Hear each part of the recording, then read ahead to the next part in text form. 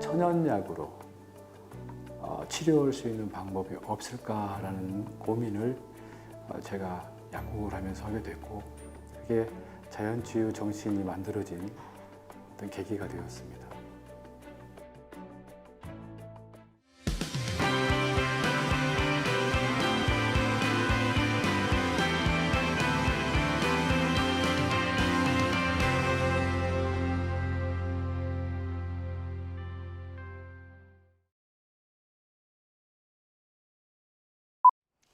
안녕하십니까?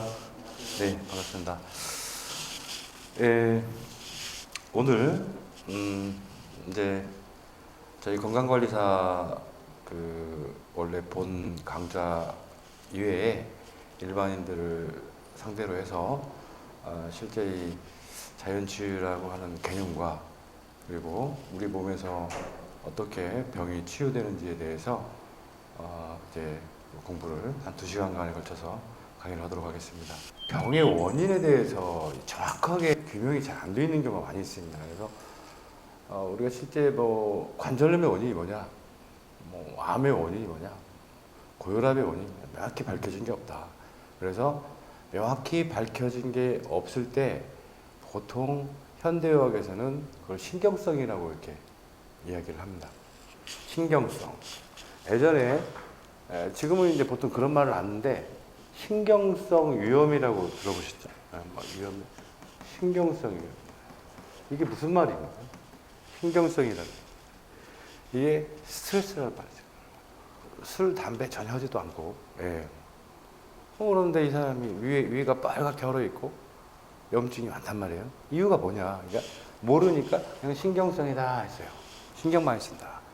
이제 그냥 신경성이라고 했으니까 이걸 갖다가 이제 명확히 메커니즘이 나와야 되는 거지. 신경을 많이 쓰면 왜 위험이 생기는 거야. 이걸 잘 몰랐어요. 그냥 화병이라고도 이렇게, 네? 화병이다. 이렇게 얘기를 하고.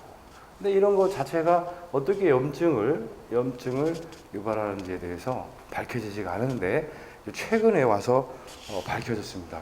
우리가 스트레스를 받으면, 이게 스트레스라는 건 이제 뭐 좋은 스트레스가 아니라 보통 우리가 받는 스트레스는 이런 스트레스예요. 이혼, 주변 지인의 사망, 경제적 파탄 또는 가정 파탄, 고민, 미래에 대한 고민, 공포, 초조, 갈등, 분노, 외로움, 이런 걸 딱 느끼는 순간에 우리 몸에서는 이 산소라고 하거든요. 이 산소가 되게 중요하죠. 이 산소가 없으면 자동차가 엔진이 가동이 안 되듯이 스트레스, 즉 화가 생기면, 이 화가 붙으면은 이 산소가 뭘로 바뀌냐면은 아주 안 좋은 질이 나쁜 산소로 바뀌는 거예요. 그 질이 나쁜 산소를 우리가 활성산소다 이렇게 얘기를 합니다. 근데 이제 산소가 활성산소가 종류가 많이 있어요. 종류가 많이 있는데 이렇게 이쪽으로 뿌리 달리거나 또 이쪽으로 뿌리 달리거나, 네. 뿌리 달리는 위치에 따라서 활성산소의 종류가 달라지고 활성산소의 독성이 차이가 납니다. 왼쪽에 붙은 활성산소가 더 독성이 강해요. 오른쪽보다. 어쨌든 이렇게 스트레스를 받게 되면 왼쪽이든 오른쪽이든 활성산소가 많이 발생하는데 요것이 세포가 손상되는 거예요. 이 활성산소가 세포를 산화시키는 거죠. 산화가 됩니다. 산화가 된다. 그러니까 이렇구나. 이제 우리는 스트레스를 받으면 암도 걸릴 수가 있겠구나. 그렇죠? 왜냐면 이게 이제 활성산소가 크면 클수록 세포 손상이 크죠. 세포가 가장 많이 손상되는 병이 암이거든요. 암도 발생할 수 있다. 그래서 신경성으로 위암도 나옵니다. 위궤양도 나옵니다. 이런 것들이 다 또 결국에는 우리가 지금 갖고 있는 병의 90% 이상은 다 스트레스와 관여되고 있다. 아무리 돈이 많고 권력이 있고 그래도 팔다리 쭉 펴고 자야지 오래 살아요. 이 팔다리를 쭉 못 펴고 자잖아요. 그러면 빨리 죽습니다. 그 왜 죽느냐면 스트레스. 그 팔다리를 딱 못 핀다는 얘기는 몸에 활성산소가 굉장히 많이 있다는 거예요. 응? 제가 지금까지 만나본 이 아픈 분들은 공통점들이 대부분 다 산소보다 활성산소가 많아서 그래요. 그러니까 이 산소가 많아야 되는데 활성산소가 많다 보니까 이건 이제 장수, 무병장수라고 하죠. 무병. 네? 산소가 많으면 무병장수예요.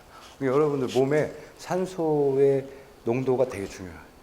그래서 산소가 충분히 있으면 여러분들 심장마비도 안 생기고 치매도 안 걸리고 암도 안 걸리고 오래 사는 거예요. 무병장수. 근데 역으로 이 활성산소가 많아지잖아요. 그러면은 유병 병이 막 생기고 장수하는 게 아니라 단명을 수밖에 없어요. 몇 퍼센트 정도가 돼야 되냐? 65% 이상이 돼야 된다. 어? 이거 활성산소는 몇 퍼센트 미만이 2% 미만으로 돼야 된다. 이게 2% 미만이 돼야 오래 사는 거예요. 그리고 너무 없어도 안 돼. 한 2%까지. 1에서 2% 정도 나와야 되고, 요건 65% 이상이 돼야 오래 산다. 65% 밑으로 떨어지면 여러분들의 세포는 다 죽거나 암에 걸리거나 이렇게 되는 거예요. 그러니까 질병의 원인이 이제 밝혀졌죠. 질병의 원인 중에 가장 큰 건 여러분들이 받는 스트레스다. 내 스트레스가 내가 하기 싫을 때 막 일을 하는 것도 스트레스예요. 어쨌든 이 욕심이라는 것은 하고자 하는 마음이잖아요. 이게 욕심이 있는 사람들은 사실 병에 잘 안 걸립니다. 욕심이 없는 사람들이 병이 많이 걸려요. 이제 병이 많이 걸리면 오래 못 살아요. 병에는 덜 걸릴지 모르지만 오래 못 살고, 욕심이라는 건 뭐냐면 내가 뭔가를 하고자 하는 마음인 거지. 근데 문제는 뭐냐면 이 욕심은 스트레스가 아니에요.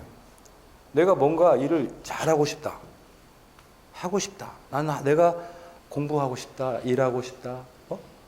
뭐 그림 그리고 싶다. 뭐 이런 내가 지금 하고 싶은 거 있잖아요. 이런 건 스트레스를 일으키잖아요. 여기서 뭐가 문제냐면 하기 싫은데 해야 될 거예요. 하기 싫은데 억지로 해야 되는 경우에 그때는 활성산소가 엄청나게 올라옵니다. 내가 잠을 자야 되는데 잠자고 싶은데 잠을 못 잔다든지, 나는 일을 하기 싫은데 막 일을 누가 시킨다든지, 이런 것들은 굉장히 문제가 된다. 여기 또 앞에다가 또 뭐가 붙냐면은 과가 붙어요. 과욕이라고 하죠. 이 욕심이 지나쳐버리면 그때는 이제 오래 사는 게 아니라 빨리 죽는다. 욕심이 지나쳤을 때 나오는 게 바로 활성산소다. 사실은 이 욕심 많은 사람들은 산소가 많고요. 과욕을 하게 되면 활성산소가 많아집니다. 그래서 우리가 과욕, 과자가 붙으면 다 안 좋다. 여기 보시면 과로, 과식, 과도한 운동, 과도한 산행, 어쨌든 과도하게 몸을 많이 움직인다든지 이렇게 하게 되면 병이 든다. 그 다음에 핸드폰, 노트북, 컴퓨터, 수맥, 방사선, 자외선. 정신적으로도 육체적으로도 무리를 안고 스트레스를 안 받는데 그 사람이 암이나 혈압, 당뇨가 있다 그 말이에요. 그 이유가 뭔가 봤더니 이 사람이 라돈이 나오는 침대에서 계속 잠을 잔 거예요. 이 사람은 그 침대가 자기 몸을 손상시키고 있다는 걸 모르는 거야. 그게 이제 환경적인 거예요. 내가 아무리 과욕을 안 부리고 스트레스를 안 받고 낙천적으로 산다고 해도 미세먼지를 피해갈 수는 없어요. 아무리 건강관리를 잘한다고 해도 미세먼지를 피해갈 수는 없다. 이런 건 환경적인 거라고 하는 거예요. 여러분들이 병을 고치고자 할 때는 이 세 가지를 항상 신경을 써야 된다. 그리고 밑에서 라돈이 올라오는 경우도 있어요. 땅바닥에서. 그리고 옆에 벽에서 나오는 경우도 있어요. 시멘트라든지 석고보드, 침대에서도 나올 수도 있고. 그러니까 그 다음에 고등어 구이나 갈치구이, 구이를 할 때도 그 연기가 미세먼지 될 수도 있고요. 커피 구울 때도 미세먼지. 이 미세먼지는 눈에 보이지 않는 또는 연기 형태로 눈으로 보이는 모든 작은 입자를 다 미세먼지라고 하는 거예요. 황사가 아닌 거예요. 황사는 그냥 황사고 우리가 소위 말하는 요즘 이야기하는 미세먼지는 다 중금속, 방사능, 그다음에 유해 화학 성분들 이런 것들을 미세먼지라고 합니다. 1950년도, 60년도에 잘 기억은 안 나지만 런던에서 단 4일 사이에 2만 명이 죽습니다. 2만 명. 다 호흡기 질환으로 죽습니다. 폐 기종이나 간질성 폐렴으로 사망을 하는데요. 그때 영국 정부에서 발표를 하는데 스모그 현상이라고 합니다. 그 스모그가 뭐냐면 영국이 그때 산업화가 되면서 굴뚝이 굉장히 많이 있는 거예요. 이게 이제 공기가 딱 정체되면서 영국이 안개가 많이 끼니까 그러면서 그 미세먼지들이 다 땅바닥으로 가라앉은 거예요. 안 움직이고 그것들을 시민들이 다 먹고 2만 명 정도가 죽은 그런 사례가 있어요. 지금 해마다 중국 북경에서는 70만 명씩 죽습니다. 미세먼지로. 엄청난 사실이에요. 우리나라도 지금 보고가 안 되고 있어서 그렇지 제가 보기에는 1년에 암 환자만큼 사망할 수 있다. 이 미세먼지로 인해서 직접적 사인이 될 수 있다는 얘기예요. 심각하게 받아들여야 됩니다. 이렇게 세 가지들을 우리가 이제 그 병을 일으키는 원인으로 볼 수 있고요. 그다음에 이제 스트레스는 아닌데 우리가 독소로 이미 알려져 있는 것들이죠. 뭐냐면 중금속, 수은납, 카드뮴, 비소 뭐 이런 것들 있고, 그다음에 간 유독 물질이다. 이건 무슨 얘기냐? 이걸 먹으면 간이 나빠지는 거예요. 뭘 먹으면 간이 나빠져요? 약. 약국에서 파는 약. 병원에서 처방해주는 모든 약들은 다 간에 나쁘다. 이렇게 아시면 돼요. 그냥. 다 그냥 약은 효과는 있지만 간에는 나쁘다. 그래서 약은 되도록이면 필요할 때만 먹어야지 이걸 연용이나 과용해서는 안 된다. 꼭 명심하셔야 되고. 농약은 말을 꼭. 알코올, 흡연, 식품, 알코올, 흡연은 뭐 안 좋다는 거 알고 있죠? 근데 여기서 식품 첨가물들이 있어요. 이 식품 첨가물들은 여러분들 소시지라든지 케찹, 소시지 뭐 어쨌든 시중에서 판매하는 가공된 식품들은 이 식품 첨가물들이 다 들어가 있습니다. 그래서 이런 식품 첨가물도 이제 그 우리 몸에서 병을 일으킬 수가 간을 약하게 해서 병을 일으킬 수가. 그다음에 과산화지질이라는 것은 기름인데 튀긴 기름을 말하는 거예요. 산화된 기름. 그래서 튀김이라든지 우리가 그 치킨, 그다음에 삼겹살, 뭐 이런 것들이 보통 우리가 구워서 먹거나 튀겨서 먹을 때 이 산화된 지질들이 많이 나온다. 이렇게 보셔야 되고요. 그다음에 이제 유해균의 분비물. 요건 우리가 균이라고 하는 게 다 나쁜 게 아니에요. 우리 몸에는 좋은 균들과 나쁜 균들이 있는데 1.5kg. 균의 무게만 1.5kg 정도. 어마어마하죠. 1.5kg 되는 균들이 어디에 가장 많이? 장에 많이. 장에, 소장에 특히 많이 있는데 이 소장에 있는 유익한 균들을 왜 유산균이라고 하죠? 유익균이다. 그 다음에 중간균, 유해균 이렇게 세 가지로 균을 볼 수가 있고 이 1.5kg 되는 것들이 다 이렇게 꼭 좋은 균만 있는 건 아니에요. 좋은 균, 나쁜 균, 중간균 이렇게 서로 서로 유익균이 중간균은 유익균으로도 갈 수 있고 유해균으로도 갈 수도 있어요. 그러니까 우리가 사람도 처음부터 좋은 사람이 어디 있어요? 물론 인격이라고 하는 게 부모로부터 받은 인격도 있지만 환경에 의해서 바뀝니다. 환경에 의해서 바뀌어요. 그러니까 여러분들이 우리 균도 마찬가지예요. 이 중간균이 어떤 환경에 있냐에 따라서 막 바뀌어요. 이게 이 중간균이 이게 식물성 먹이를 우리가 음식을 많이 먹게 되면 중간균이 뭘로 가요? 유익균. 동물성 음식을 먹으면 유해균으로 가요. 그래서 이 유익균, 식물성을 많이 먹으면 유익균, 특히 유익균 중에 유산균으로 많이 되고, 동물성 음식들을 많이 먹으면 이 유해균 중에 대장균 있죠? 이 대장균들이 많이 나오죠.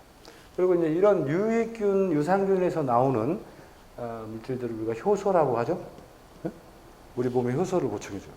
이 대장균이 만드는 물질들을 뭐라고요? 독소라고.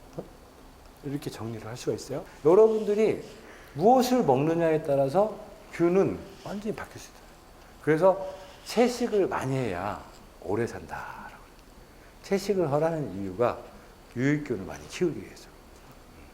이쪽은 유산균은 발효라고 하죠. 발효. 발효는 몸에 좋은 거잖아요. 근데 이쪽은 발효라고 않고 뭐라고 그래? 고기를 오래 두었다고 발효라고 하지는 않죠. 고기는 썩죠. 식물은요, 김치는 오래 두면 발효가 일어나요. 그럼 유산균이 나오잖아요. 여기는 동물은 오래 두면은 발효가 아니라 뭐가 일어나요? 부패가 일어나요. 여기서는 이제 독소가 나옵니다. 근데 우리 몸도 똑같아요. 여러분들이 고기 많이 먹으면 몸에서 부패돼요. 그래서 썩어요. 썩으면서 발암물질이 많이 나오는 거예요. 그러면서 암에 걸리는 거예요.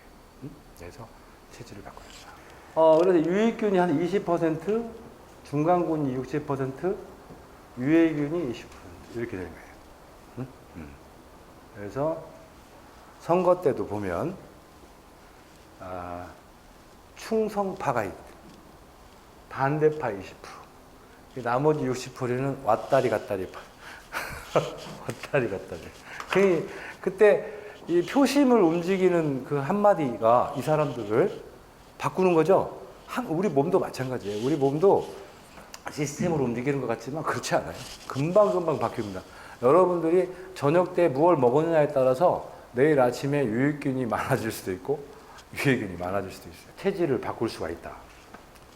우리나라 최고의 그 뇌과학자가 그때 했던 말이 생각이 나는데, 아무리 좋은 강의를 이렇게 해도 그 강의를 들었던 청중들에게 이렇게 물어보면은 강의 어땠습니까? 라고 물어보면 이 비율이 그대로 나온대요.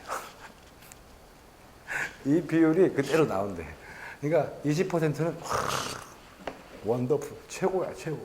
그리고 20%는 괜히 왔다.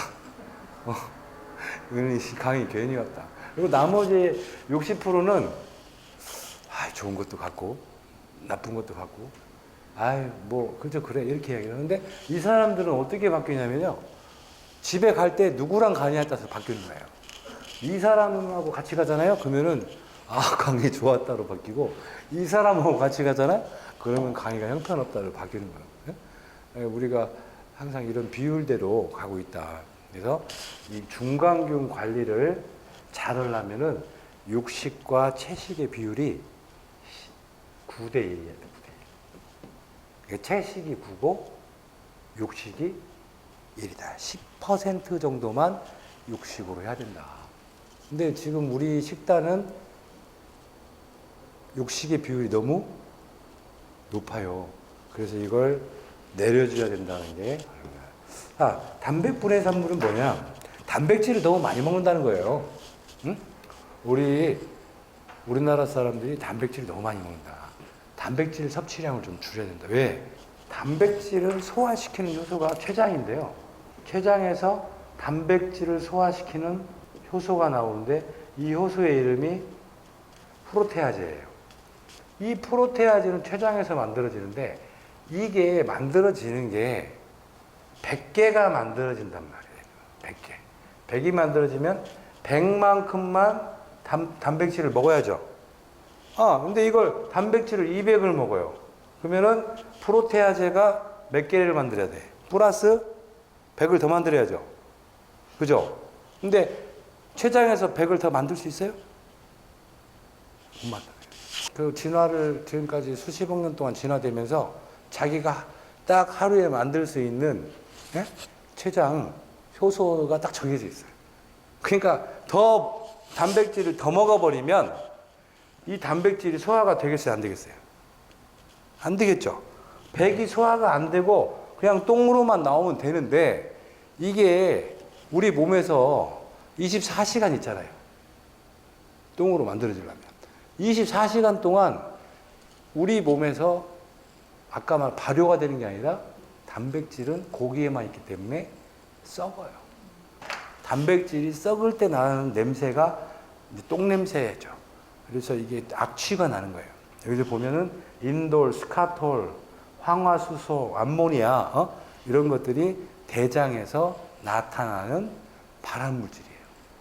단백질을 많이 먹으면 안 된다는 거예요. 근데 우리가 고기만 단백질을 알고 있는데요. 실제 우리가 먹는 것 중에 우유도 단백질입니다. 우유도 너무 많이 먹으면 안 됩니다. 그러면 이제 질병인 스트레스와 독소가 이렇게 교감신경을 흥분시켰다. 네. 그러니까 이게 무슨 얘기냐면 어쨌든 우리 몸에 위협적인 뭔가가 들어오거나 느껴지게 되면은 우리 몸은 막거나 배출하거나 피하거나 이런 작동 기제가 만들어집니다.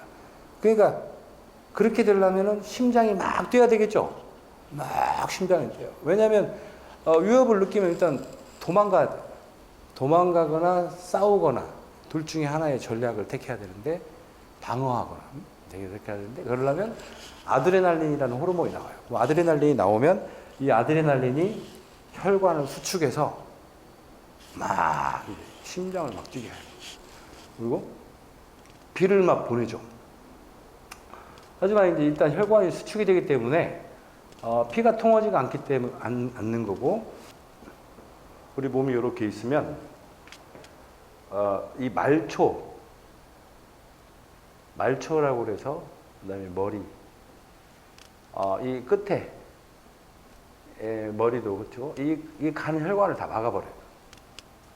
그리고 오로지 피들은 어디서만 돌리냐면 심장, 내장만 돌립니다. 내장하고 관절, 근육 이쪽만 돌리고 이 말초 쪽으로 가는 것들은 다 막아버려요.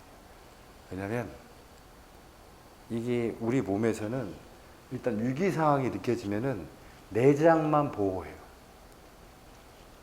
심장하고 내장을 보호하고 내장은 다치면 큰일 납니다.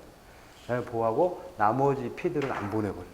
그러다 보니까 우리가 아주 놀라거나 이럴 때 보면 얼굴이 하얘지죠. 얼굴에 피가 못 가서 그래요. 피들이 다 어느 쪽으로 나오니까 내장 쪽으로만 집중이 돼요. 그래서 이렇게 이게 말초혈관들을 막다 보니까 혈압이 이렇게 올라가게 돼요. 혈압이. 그리고 안에서만 도는 거예요. 피가. 가슴 뛰면서. 이제 이런 혈관이 수축되다 보니까 혈압은 올라가겠죠. 그다음에 스테로이드가 나와요. 그래서 우리 몸에서 이제 과립구가 많아지죠. 그러면서 활성산소가 많아진다. 즉 이게 무슨 얘기냐면 스트레스를 받는다는 것은 독소가 우리 몸 안에 들어왔다는 것은 우리 몸에서는 그걸 세균으로 인식을 해요. 세균으로 인식을 하기 때문에 세균을 잡는 백혈구인 과립구가 출동을 하게 되고 그 과립구는 세균을 죽이면서 무엇을 내뿜냐면은 활성산소를 내뿜어서 세균을 이게 죽이게 됩니다. 아토피라든지 염증에 스테로이드 약을 먹으면 몸에 뭐가 많아지냐면 이제 활성산소가 많아지는 거예요. 그래서 스테로이드를 쓰면 몸이 막 염증이 많아져요. 오히려. 그래서 여러분들이 스테로이드를 많이 쓰지 말아라 하는 이유도 여기서 나온 거고요. 여하튼 간에 이건 뭐 약을 전혀 먹지 않았는데도 우리 몸에서 자연적으로 호르몬이 나오죠. 스테로이드라든지 아드레날린이 나와서 몸에 이렇게 활성산소를 막 내뿜어요. 그러니까 여러분들이 스트레스를 받으면요, 결국엔 염증이 많이 생기는 이유가 바로 저 과립구가 내뿜는 이 활성산소 때문이다. 이렇게 보시면 돼요. 과립구가 활성산소를 내뿜으면 이제 왜 염증이 생기느냐? 아까도 말씀드렸지만 이게 이제 상피라고 하죠. 근육, 뭐 이게 지방층, 뭐 이렇게 돼 있죠. 우리 모든 조직은 상피, 근육, 지방층 이렇게 돼 있어요. 균들은 다 어디 상피에 있어요. 우리가 세균이 산다 할 때는 다 점막 세균이에요. 이제 근육에는 세균이 안 살아요. 그러니까 아까 한 100조 정도 되는 세균들이 다 어디에 살아요? 상피에 산다고. 여기에 세균들이 산단 말이에요. 세균이 100개가 살고 있어요. 근데 이 세균은 우리 몸과 공생을 하는 거예요. 그렇기 때문에 우리 몸에 피해를 주는지 않아요. 이 100마리 정도 되는 이 세균들은 우리 몸의 유익균이라고 봐야 돼요. 유익균. 건들면 돼요, 안 돼요? 안 되죠. 왜? 이 세균들이 아까 효소를 준댔잖아요. 건들면 안 돼요. 안 되는데, 이제 스트레스를 받으면 뭐가 많아진댔어요? 과립구 숫자가 많아진댔죠. 이 과립구가 무엇을 하냐면, 과립구가 이제 요렇게 되는 거예요. 여기를 이제 요렇게. 혈관이죠, 혈관. 혈관이 근육과 상피 사이를 흘러요. 이 모세혈관이라고 하죠. 모세혈관.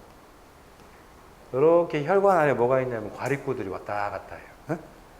과립구가 혈관 안에 있는 과립구는 이제 즉 백혈구 중에 세균을 잡는 백혈구인데 요게 딱 왔다 갔다 하다가 과립구 숫자가 원래 100이면은 이것도 안 건드는데 이 숫자가 갑자기 스트레스를 받으면 몇으로 늘어납니까? 200으로 늘어나요. 200으로. 그러면 100마리일 때하고 200마리일 때에 어떤 게 더 사고를 많이 칠까요? 그렇지. 200마리 정도 되니까 얘들이 100마리가 할 일이 없어요. 이게 우리말로 사고를 치는 거야. 다니면서. 애들이, 얘네들이 남는 이 100마리가 세균 100마리를 가서 잡아요. 원래 세균을 건들면 안 되죠. 100마리는 건들면 안 되는데 세균을 얘가 잉여의 과립구가 여기에 가서 이 세균들을 막 때립니다. 때릴 때 뭘로 때리냐? 활성산소로 때리죠. 이 활성산소로 때리니까 세균들이 또 죽겠죠. 세균들이 죽는데 그 옆에 있는 상피도 같이 죽죠. 우리 세포도 죽고 세균도 죽는 거예요. 화염방사기처럼 활성산소를 내뿜어 버리니까 같이 죽는다. 그러면 세균이 죽는 것은 뭐 그런 대로 좋아요. 근데 같이 죽을 때 화상을 입는 거예요. 세포가 화상을 입는 걸 우리는 염증이라고 해요. 이해 가시죠? 야, 염증이야. 근데 이 세포가 화상을 입다가 너무 세게 다쳤어요. 안에 핵까지 다쳐버린 거야. 핵. 유전자까지. 그게 뭐냐면 암이 되는 거예요. 결국에 그래서 우리가 상피암이라고 하죠. 암을 다 상피암이라고 해요. 상피에만 암이 생기는 거예요. 상피에만 암이 생기는 이유는 상피에만 세균이 있기 때문이다. 그러면은 아주 아이러니컬한 사건이 발생을 하는 거예요. 뭐냐면 백혈구가 암을 유발하는 거예요. 우리가 생각할 때 백혈구가 암을 잡는 줄 알았는데 이 백혈구 중에서도 이 과립구라고 하는 백혈구는 너무 많아지면 암을 유발할 수도 있다. 그 과립구를 많아지게 하는 건 뭐다? 아까 뭐랬어요? 스트레스하고 스테로이드 같은데. 응? 그러니까 여러분 스테로이드 먹으면 암이 잘 생겨요. 그러니까 그래서 먹지 말아라. 네, 이렇게 볼 수가 있어요. 결국에 이 병이 생기는 이유가 이제 밝혀진 거예요. 그래서 우리가 스트레스를 받지 말자. 근데 그게 쉽나? 어? 쉽지 않지. 스트레스를 안 받으면 일을 못 하니까. 그래서 결국에 이 과립구 숫자가 올라가더라도 이 과립구가 세균을 죽이지 못하게 여기에서 막아줘야 된다는 거예요. 과립구가 내뿜는 활성산소를 잡으면 암이 안 걸리는 거지. 염증도 안 생기고.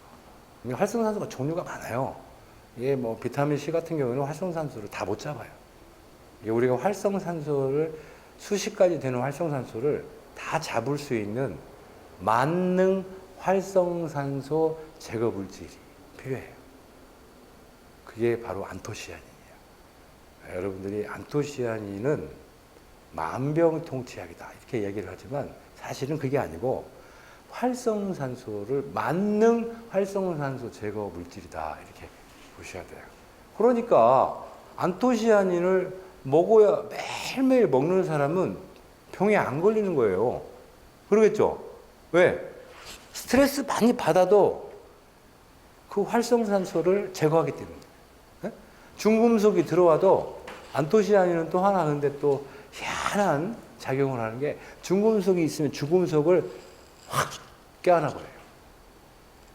그냥 휘어잡아요. 휘어잡아서 그 중금속이 세포의 독성을 발휘하지 못하도록 중금속을 감싸 안아서 소변이나 대변으로 빼줘버립니다.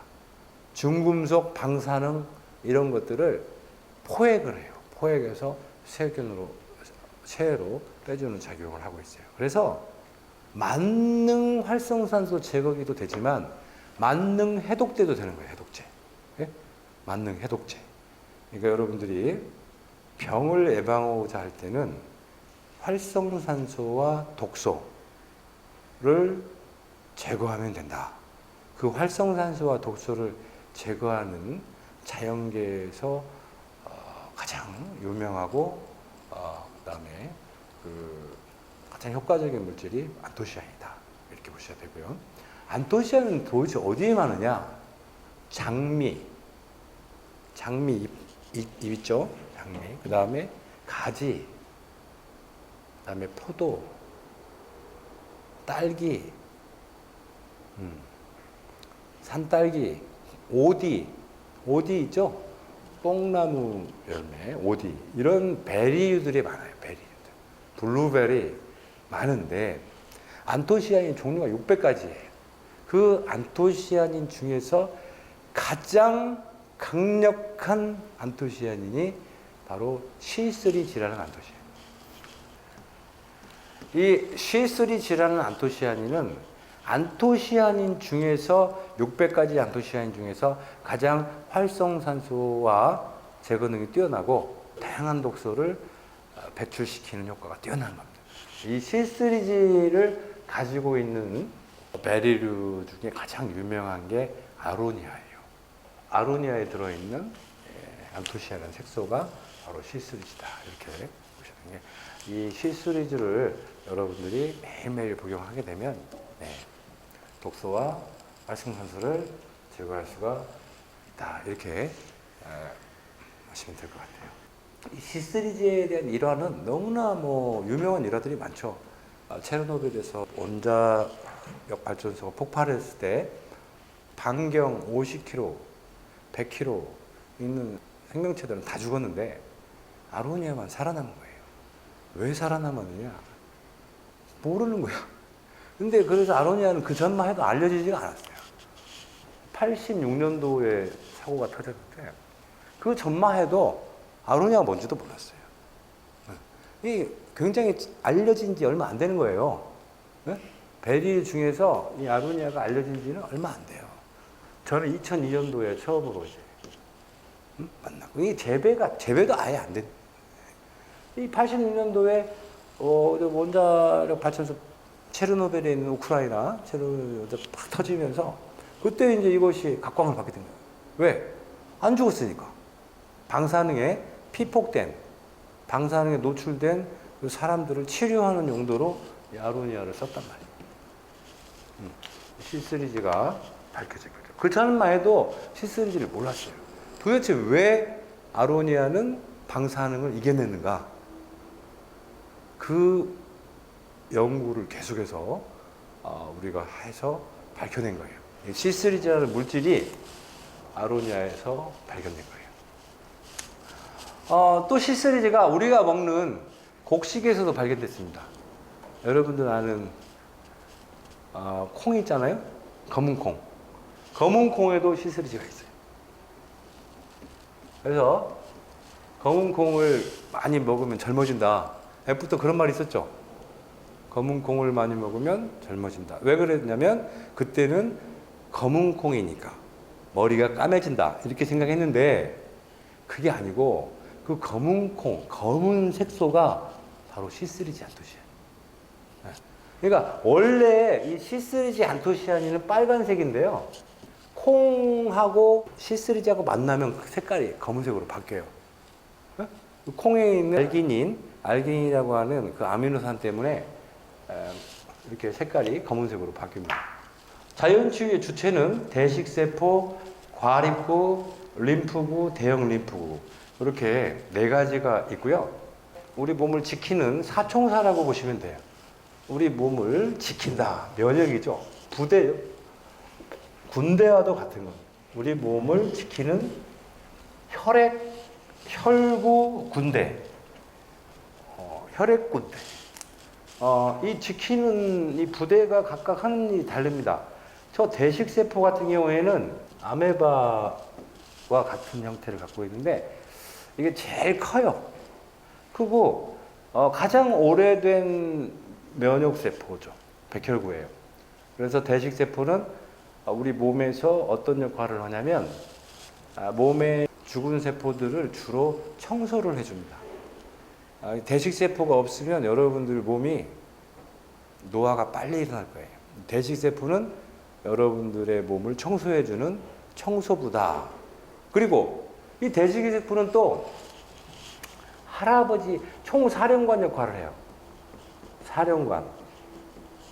사령관 역할이 뭐냐면 봐가지고 포지셔닝을 해줍니다.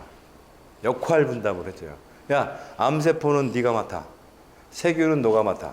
암세포는 NK세포, 세균은 과립구, 바이러스는 림프구. 이렇게 감기는 림프구가 맡아라. 그다음에 세균은 결핵균은 네가 과립구가 맡아라. 이렇게 해서 각각 포지셔닝을 해주는 세포가 대식세포예요. 그러니까 만약에 이 대식세포가 없으면 혼란이 일어나겠죠. 자기 일을 자기가 스스로 알아서 못하고 그 역할에 대한 혼란이 엄청나게 일어나는 거예요. 그래서 원래 대식세포가 역할이 되게 중요해요. 이 대식세포가 5%밖에 안 되는데 백혈구 중에 이게 만약에 고장이 나버리면은 면역계가 다 망가져 버려요. 그래서 그 면역계가 망가지는 병이 우리가 자가면역 질환이라고. 대식세포가 문제가 생기면은 이 자가면역 질환이 올 수가 있어요. 여튼간에 이렇게 역할이 다르죠. 백혈구 다 중요합니다. 과립구도 중요하고 림프구도 중요하고 대형 림프구, NK세포 중요합니다. 네. 여하튼 우리 몸은 이렇게 조직이 손상되긴 하지만 바로 복구가 일어난다. 그럼 복구는 언제 일어나느냐? 일주일 뒤에 일어나느냐? 하루 쉬었다 일어나느냐? 한 달 뒤에 일어나느냐? 아니라는 거예요. 여러분들은 환경의 지배를 받고 있습니다. 그리고 여러분들은 그 환경을 극복하는 형태로 환경에 맞추면서 여러분들은 진화가 된 거예요. 환경을 피해서 환경과 다르게 진화한 경우는 아무것도 없어요. 대자연의 환경에 여러분들은 맞춰서 진화가 됐습니다. 하여튼 환경에 도전하고 또 도전하면서 다른 종으로 진화가 됐긴 하지만 그래도 환경을 이겨내지는 못해요. 환경의 안에서 순응하고 진화가 된 건데 이게 무슨 말씀을 제가 드리려고 하는 거냐면 아무리 이 과학 문명이 발달을 하고 의학이 발달을 한다고 해도 대자연의 법칙을 1%도 따라갈 수가 없다. 만일에 한국의 비가 우리나라에 비가 2달만 계속 내려버리면 예? 이 우리나라는 다 초토화돼요. 2달만 눈 계속 내려도 다 초토화돼. 만약에 화산 폭발하잖아요. 아무것도 할 수가 없어. 완전 지금까지 쌓아놨던 거 다 망가지는 거예요.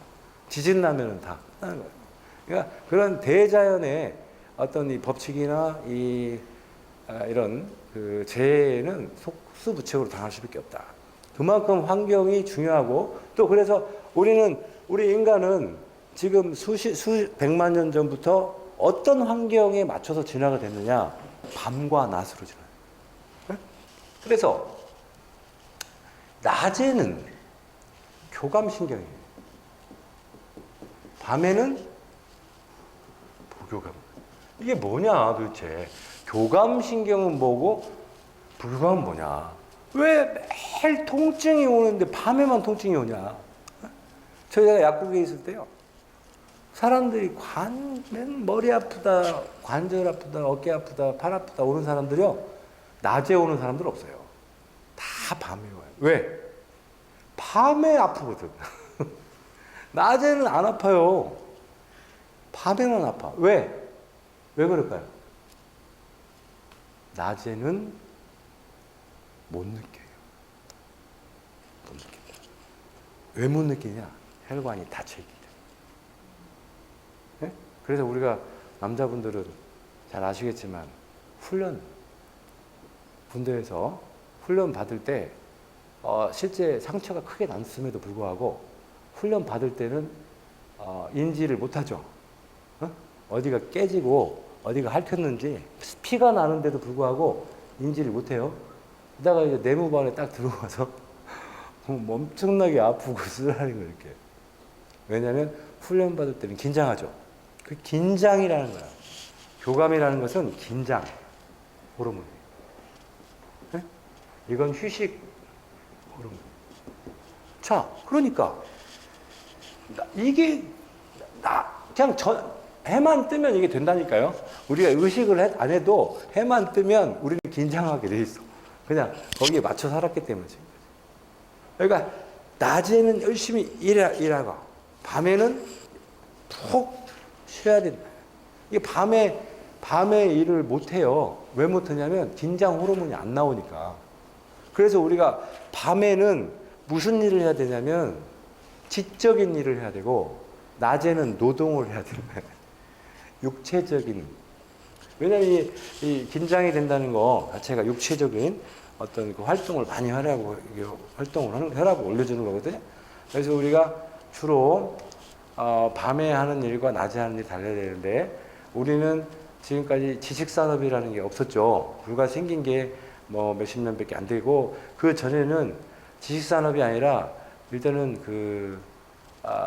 제조 산업이었어요. 제조나 생산자 위주의 농업, 수산업, 제조업 이렇게 갔죠. 그러다 보니까 결국에 노동이 중심이 되는 쪽에서 진화가 되었기 때문에 이 교감신경이 긴장되면서 우리가 힘을 쓸 수 있는 체계로 가다 보니까 실질적으로 이 낮에는 많은 손상이 일어납니다. 이 세포 손상이 일어날 수밖에 없어요.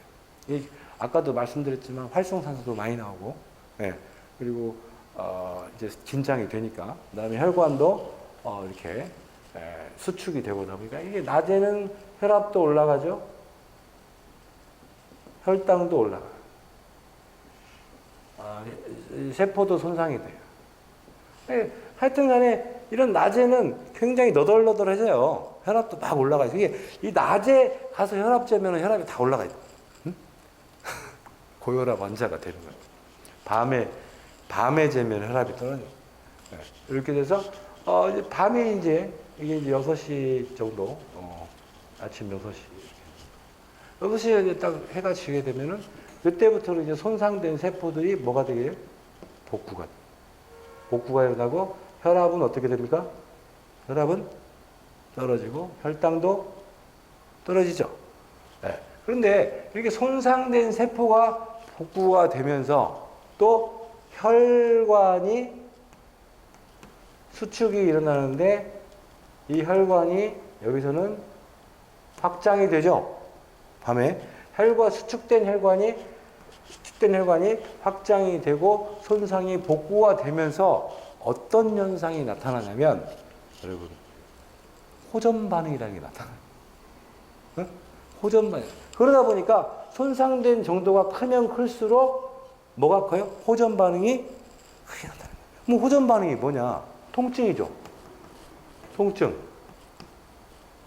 통증, 발열, 부종, 뭐 이 세 가지 기본적으로. 이게 나타나요. 어쩔 수 없는 거예요. 나타날 수밖에 없어요. 그러니까 운동선수가 열심히 낮에 운동을 하고 다음날 되면 몸이 아프죠? 몸이 아프잖아요. 왜 그러냐면 회복이 되는 과정이기 때문에 손상된 세포가 회복이 되면서 몸이 당연히 아플 수밖에 없다. 이걸 우리가 병이라고 하면 안 되는 거예요. 근데 이제 이때 우리는 어디가 아파서 왔습니다라고 병원에 가면 약을 지어주는데 이게 잘못된 거라고. 그건 어디가 아픈 게 아니라 낫고 있는 과정이다. 이렇게 보셔야 합니다. 그래서 여기 쭉 나와 있지만 아드레날린보다 아세틸콜린이 혈류를 회복하고 프로스타글란딘이 질병 세포를 제거한다. 호전 반응, 통증, 발열, 부종, 발진, 출혈, 가려움 이런 것들이 나타나면서 줄기세포와 효소가 이렇게 공급이 되면서 조직이 복구된다. 자연요법의 개요. 자연요법은요, 이 밤이 되면 손상된 세포가 복구가 팍 일어나야 돼. 이걸 복구가 잘 되는 걸 우리가 뭐라면 자연 치유력이라고 그래요. 네? 몸에 치유력이 있다. 스스로 회복시키는 힘이 있다는 거예요. 자연 치유력이 세면 셀수록 빨리 복구가 되겠죠. 젊은 사람들은 운동을 몇 시간씩 하고 하루 종일 운동해도 다음 날에 젊었을 때는 다음 날에 끄떡없죠. 근데 이제 좀 나이가 들수록 연식이 좀 오래될수록 조금만 무리해도 다음 날 아주 힘들잖아요. 그게 뭐냐면은 치유력이 떨어져서 그래요. 그래서 우리가 이 치유력을 올리는 방법이 뭐냐? 자연요법이라고 하는 거예요. 이 자연요법이라는 것은 우리 몸에 있는 치유력을 끌어올리는 방법이다. 햇빛, 공기, 물, 마음, 음식, 운동, 파이토케미칼로 자연 치유력을 최대한 끌어올리는 방법을 우리가 자연요법이라고 한다. 그럼 자연요법은 동양과 서양이 있다. 동양에서는 한의학이 자연요법이었고 서양에서는 영양요법이 있었어요. 영양요법. 영양, 비타민, 미네랄 이런 것들을 가지고 우리 병을 이제 복구를 빨리 시켜주는 방법이 있었어요. 이 거슨이라는 사람은 비타민, 미네랄이 아니고 사과와 당근, 사과하고 당근만 가지고도 우리가 만성질환을 치료할 수 있다. 이렇게 주장했던 사람입니다. 크나이프라는 독일 신부는 물로 다 치유된다. 그래서 그 강물에 목욕만 해도 병을 치유할 수 있다. 이렇게 이제 주장을 했던 사람들입니다. 그래서 그 영양소는 뭐냐? 탄수화물, 지방, 단백질, 식이섬유, 비타민, 미네랄로 이제 우리 건강을 유지하고 자연 치유력을 끌어올린다. 이런 거고요.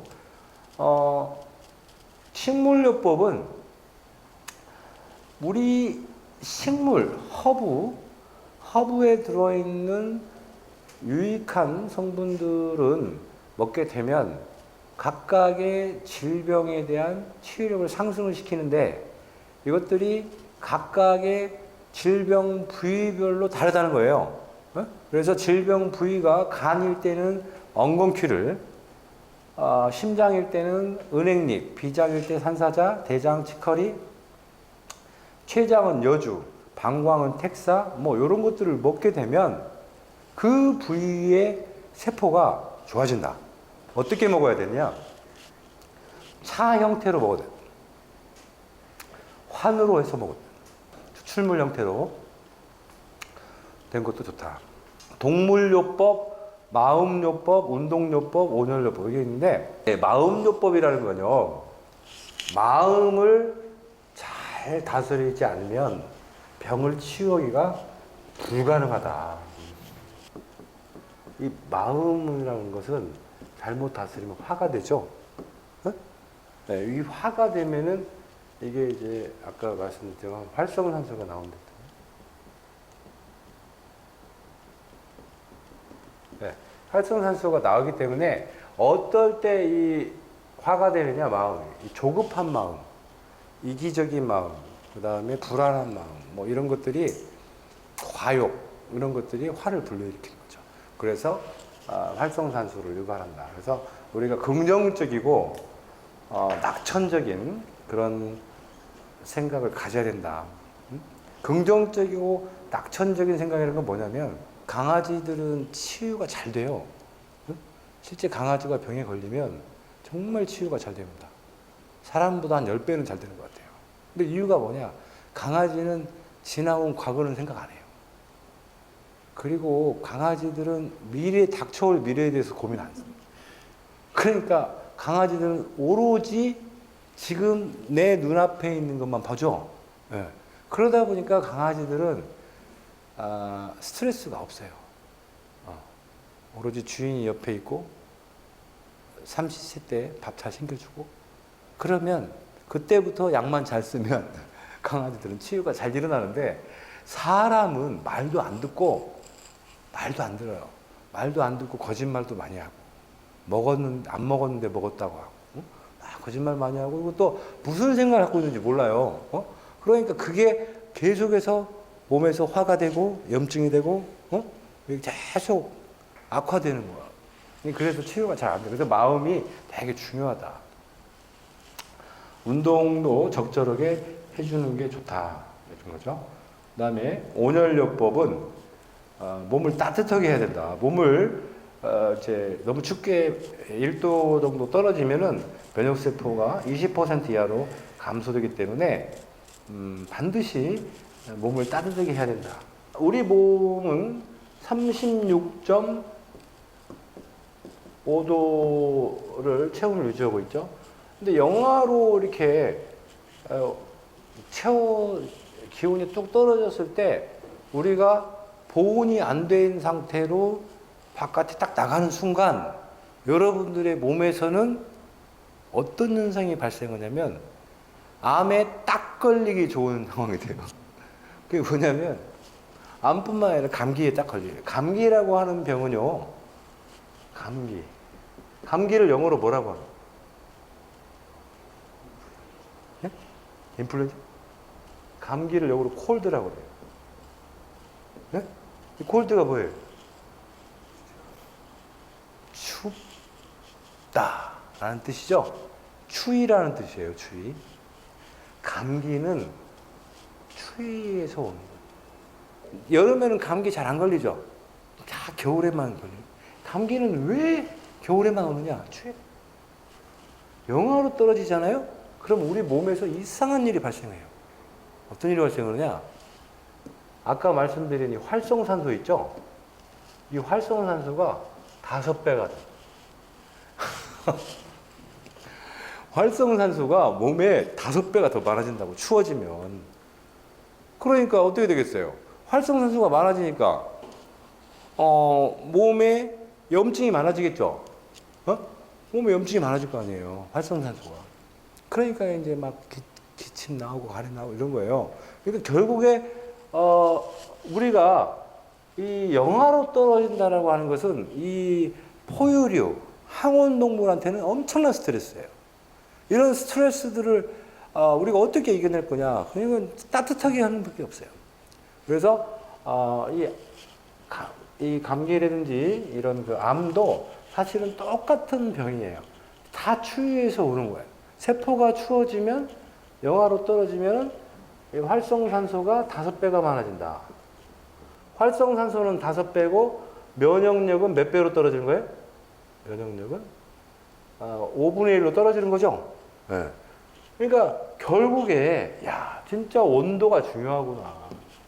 36.5도를 우리가 유지하는 게 되게 중요하구나. 그러니까 여러분들 모든 병은 추워서 온다 이렇게 보셔야 돼요. 네? 모든 병은 추워서. 왜? 추워지면 활성산소가 5배가 많아지고, 활성산소가 많아지면 몸에 염증이 많아지고, 염증이 많아지면 암이 생긴다. 그래서 결국에 이 감기라고 하는 걸, 이 자체를 앞으로 감기에 잘 걸린다는 것은 여러분들이 암에 잘 걸릴 수 있다라고 하는 걸 열심히 하셔야 돼요. 감기는 영어로 콜드잖아요. 감기는 추위에서 온다고 그랬잖아요. 감기약을 먹으면, 우리가 소위 말해 감기약을 먹으면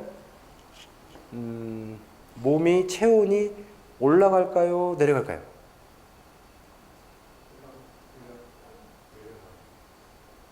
아니, 감기약이 해열제잖아요. 감기약이 해열제가 당연히 온도가 내려가죠. 자, 감기는 몸이 체온이 떨어져서 감기에 걸렸는데, 감기약을 또 체온을 떨어뜨리는 감기약을 또 먹는다? 이건 병 주고 약 주고가 아니라요, 설상가상이 되는 거예요. 그래서 감기에 걸렸을 때 감기약을 먹고 암에 걸린 사람들이 많은 거예요. 응? 그 암이 뭔지는 감기약을 먹고 암에 어떤 암에 많이 걸리느냐? 백혈병. 응? 백혈병. 그 다음에 췌장암. 응? 간암. 이 세 가지가 감기약에서 오는 경우가 있을 수 있기 때문에 조심해서 먹어야 돼요. 정말 급한 상황이 아니면 우리가 약을 잘 써야 된다. 그럼 감기 걸리면 뭘 먹어야 됩니까? 네? 감기는 원인이 뭐라고 그랬어요? 그러니까 몸을 따뜻하게 해주는 거 먹으면 되겠죠? 몸 따뜻하게 하는 게 뭐예요? 자, 감기는 이렇게 생각해야 돼요. 감기는 암을 예방하는 것 같다. 감기는 어디에서 오냐면 추위에서 온다. 추워지면 활성산소가 5배 이상 많아진다. 활성산소가 많아지면 세포가 염증이 생긴다. 그죠? 감기는 추위에서 오고, 추위는 활성산소가 오고, 세포 염증이 많아진다. 그래서 이 염증을 이제 우리가 이제 그 염증 세포를 세포 염증을 제거하는 면역이 가동하게 된다. 면역이 가동하면 이 면역력이 가동되면서 나타나는 증상이 이제 기침, 가래, 콧물, 몸살, 목 아픈 거, 인후통, 뭐 이런 것들이 면역이 가동되면서 나타나는 거다. 근데 대부분의 우리 일반인들은 이 상태에서 병원에 가죠. 이 상태에서 오잖아요. 이 상태는 어떤 상태예요? 세포에 염증이 있는 상태예요? 면역이 가동돼 가지고 좀 치유가 되는 상태예요. 그렇죠? 면역이 가동돼 가지고 치유가 되는 상태인데, 이 상태를 병원이나 약국에서는 이걸 뭘로 보는 거예요? 이걸 염증으로 보는 거예요. 잘못된 거죠? 응? 잘못된 거예요, 완전히. 이것이 세포에 이미 염증이 있고 면역 반응이, 면역력이 가동된다는 것은 이미 손상된, 이 세포가 손상이 됐죠? 손상된 세포를 제거하는 과정에서 어떤 반응이 나타나는 거예요? 이런 반응이 나타나고, 이걸 병원에서는 이걸 염증이라고 보는 거예요. 아니죠. 이건 염증, 명확하게 이야기하면 염증이 아니고, 염증 세포가 제거되면서 나타나는 호전 반응. 이렇게 설명을 해야죠, 이걸. 그죠? 그래서 이게 나타나는 상태에서는 약을 쓸 게 아니에요. 그냥 그대로 줘야 돼요. 응? 몸에서 빨리 이런 염증들을 빨리 이제 치유를 끝낼 수 있도록 도와줘야 되는 거예요. 이때 약을 쓰면 안 된다. 이때 뭘 써야 되냐면 몸을 더 따뜻하게 해주고 활성산소를 제거해줘야겠죠. 활성산소가 원인이니까 추위와 활성산소가 원인이죠. 그러니까 활성산소를 빨리 떨어져 줘야 빨리 회복이 되는 거예요. 그래서 활성산소를 제거하기 위해서 뭘 써줘야 돼요? 이때 C3G라는 안토시아닌을 써주고 몸을 따뜻하게 해야 되니까 뭘 먹어야 돼요? 뜨거운 물 먹는 거예요. 뜨거운 물. 근데 뜨거운 물만 먹으면 너무 싱거우니까 거기에다가 소금, 천일염을 타서 먹으면 몸이 빨리 따뜻해져요. 소금에는 천연 미네랄이 들어있어서 여기에 나는 정말 효과를 더 빨리 보고 싶다 할 때는 생강즙 있죠. 생강즙을 쫙 짜가지고 그 생강 2개를 즙을 짜가지고 그 소금 물에 넣어서 설탕 넣지 말고 이걸 쫙 마시면 몸이 후끈후끈해지면서 활성산소 없어지면서 그것이 가장 좋은 감기약이다. 이렇게 하면 보통은 다 3, 4일 내로 다 빠져요. 약을 쓰진 않아. 근데 지금 여기서 이제 뭐 기침 나온다고 진해제, 가래 거담제, 콧물, 황히스타민, 몸살, 토염 진통제 이런 거 쓰면은 체온이 더 어떻게 돼요? 더 떨어지죠. 이게 체온이 떨어지니까 감기가 안 나가는 거예요. 감기가 안 낫는 거야. 그래서 계속 감기약 먹고, 감기약을 어떤 분들은 보면 막 보름 20일 이곳저곳 다니면서 감기약 투어를 이렇게 다니시는, 보면 한 달치 약을 드십니다. 한 달치 약을 먹고 나타난 결과들이 아까 뭐예요? 백혈병, 이나 췌장암 이런 것들이 나타날 수 있어요. 그렇기 때문에 조심해야 된다. 암도 마찬가지. 잘못하면은 여기에서 약을 잘못 써버리면 다 암으로 가버릴 수 있다는 거예요. 왜? 암도 추위에서 오거든요. 네? 암도 활성산소에서.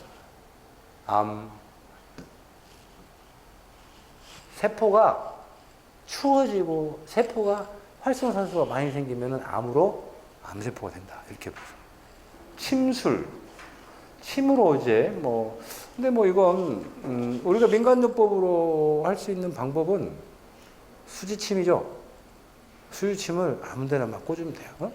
모르시면 아무데나 꽂으시면 돼요. 아무데나 막 꽂으면 몸에서 열나요. 수지침 꽂으면 이게 어디에 꽂아야 됩니까? 그냥 아무데나 꽂으면 돼요. 그래서 아무데나 꽂다 보면 수지침은 깊이가 들어가도 한계가 있잖아요. 얇게 들어가기 때문에 얇게 들어가면 대부분 부교감 신경만 건드려요. 깊게 쭉 집어넣으면 교감 신경을 건드리는데 수지침을 쓰면은 얇게 들어간다고. 그러니까 얇게 들어가면 부교감 신경만 자극되는 거예요.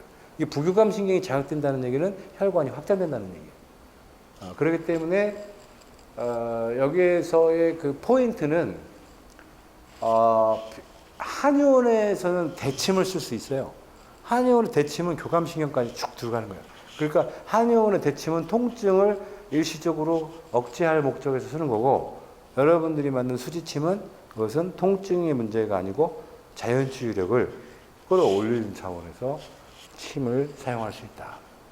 강물, 바닷물, 온천물, 냉수, 온수, 수증기를 이용해서 병을 치료하는 방법, 수치요법이고, 심상요법은요 약간 사기적인 것 같은데 실제 보면은 사기가 아니에요. 우리가 심상, 마음속에 그림을 그리는 건데, 암이 내가 유방하면 유방암이 싹 없어지는 그런 그림을, 상상 속의 그림을 그려놓고 이렇게 쭉 생각을 하면서 계속 없어지는 트레이닝을 하는 거예요. 이미지 트레이닝. 이미지 트레이닝을 하면 그게 한 달이면 반이 없어진다. 이런 보고서가 나와 있어요. 생체 전자기요법은 고주파나 저주파 이런 주파를 이용해서 전기를 집어넣는 거예요. 전기를 우리가 만들어서 전기를 집어넣어서 우리 몸이 전기 신호로 움직이기 때문에 자연치유 상식인데 이게 너무 자주 쓰면 안 돼요. 일시적으로 약해졌을 때만 써야 된다. 마사지는 뭐 근육, 혈관, 신경, 림프관 등의 물리적 자극을 통해서 질병을 치유하는 자연요법을 마사지요법이다. 마사지요법도 되게 중요합니다. 그래서 아주 좋은 마사지사를 이렇게 고용을 해서 몸이 아플 때 이걸 매일 받게 되면은 그냥 단순한 근육만 풀어준다고 생각하시면 안 되고 혈관이라든지 림프관을 이게 자극을 해서 면역력을 올려주는 방법이죠. 아로마요법은 마음과 몸을 치유하는 자연요법이다. 향을 이용하는 거죠. 향. 그래서 마음을 편안하게 할 수 있는 방법인데 이건 사람마다 다 다르기 때문에 자기한테 맞는 향을 마음이 편해지는 향을 선택을 해서 이걸 이제 마음을 편하게 하는 방법을 쓰시면 되는데 이걸 또 너무나 많이 맡으면 발암 물질이 될 수 있기 때문에 아주 잠잘 때 아로마 향을 맡으면서 잠자면 안 돼요. 응?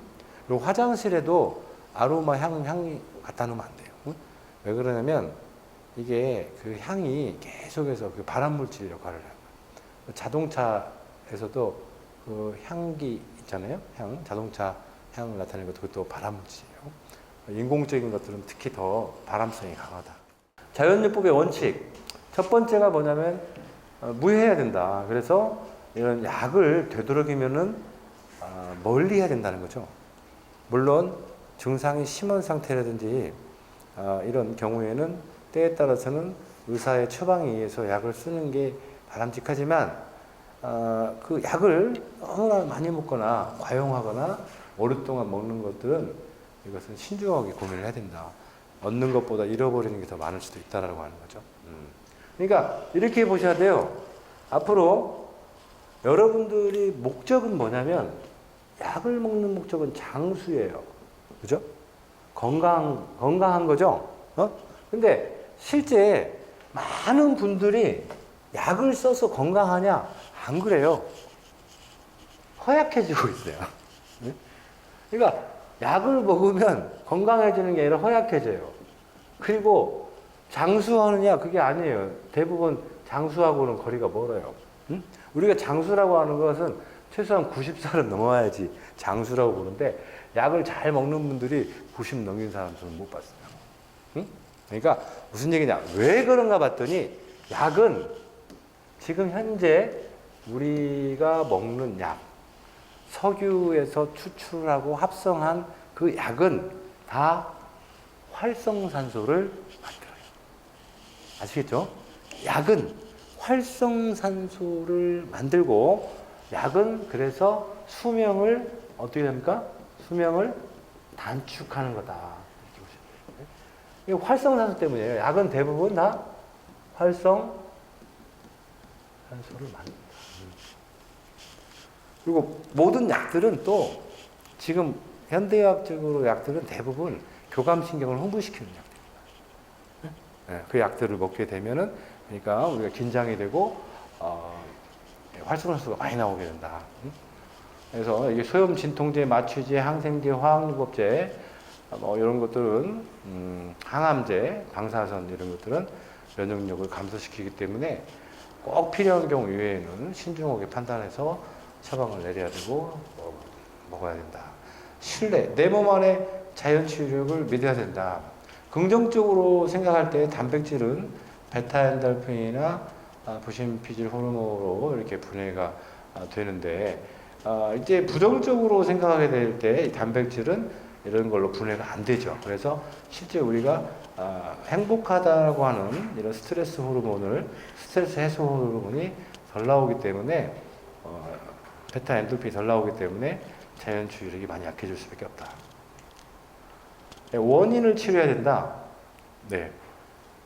단순한 증상 치료보다는 원인을 치료해줘야 됩니다. 원인이라고 하는 것은 질병의 실제 그 원인이 뭐냐. 아까 말씀드린 대로 원인은 활성산소와 독소입니다. 뭐 간단한 거예요. 근데 여러분들이 원인을 알게 되면은요, 그 원인을 다 제거할 수는 없어요. 뭐 예를 들어서 내 직장 내 상사가 있는데 그 상사가 나한테 스트레스를 주고 내가 그 일을 갖다가 하지 않으면 안 되는 또 아무리 환경적으로 좀 유해한 환경에서 살 수밖에 없어요. 하지만 먹고 살려면 어쩔 수 없잖아요. 그런데 그렇게 피할 수 없어요. 피할 수는 없는데 극복할 수는 있다는 거죠. 그래서 극복하는 방법이 뭐냐면 아주 강력한 항산화제와 활성산소 제거제와 해독제를 먹으면 된다는 거예요. 그 해독 물질과 활성산소 제거 물질을 계속해서 먹게 되면 원인을 우리가 일단 잡을 수 있다는 거예요. 응? 원인을. 그러니까 그 원인을 알면 우리가 근본적인 개선이 가능하다. 근데 지금 현재 개발되고 처방되는 약들은 원인이 아니고 증상만 가라앉히는 거예요. 응? 근데 그 증상만 가라앉히다 보니까 더 그게 원인을 더 키우는 거죠. 네, 더 키우는 거죠. 계속. 그리고 나중에는 진짜 그것 때문에 진짜 큰 병, 암과 같은 큰 병을 앓게 되는 거예요. 복합적으로 이제 인체를 파악하게 된다. 육체만 보면 안 되는 거죠. 그 사람의 정신적 상태, 사회적 갈등 관계 뭐 이런 것들도 잘 봐야 되고 예방을 이제 실질적으로 예방을 하면 돼요. 나중에 이제 몸이 좋아지고 난 다음에는 안토시아닌만 먹으면 돼요. 안토시아닌만 먹으면 예방이 되는 거니까. 이렇게 해서 안토시아닌이 우리 병을 예방하는 아주 중요한 식물 영양소다. 교육, 오늘처럼 이렇게 교육을 좀 받아야 됩니다. 교육을 계속 받고 반복적으로 받아야 돼요. 오늘 만약에 이제 강의가 녹화가 돼가지고 유튜브에 올라가면 그때부터 계속 여러분들이 복습을 계속 하는 거예요. 저도 한 번 들어가지고는 잘 모르기 때문에 계속 복습하고 해서 내 것을 만들어야 돼요. 여러분, 내가 분명히 감기약 먹지 말라고 했는데 감기약 안 먹는 게 좋다고 했는데 지금 오늘 당장에는 안 먹을 거예요. 근데 내일 지나고 모레 지나고 한 3일 지나잖아요. 그러면 까맣까맣해져요. 아, 진짜 안 먹으면 어떻게 되지? 먹지 못할 것을 설마 병원에서 처방을 해줬을까?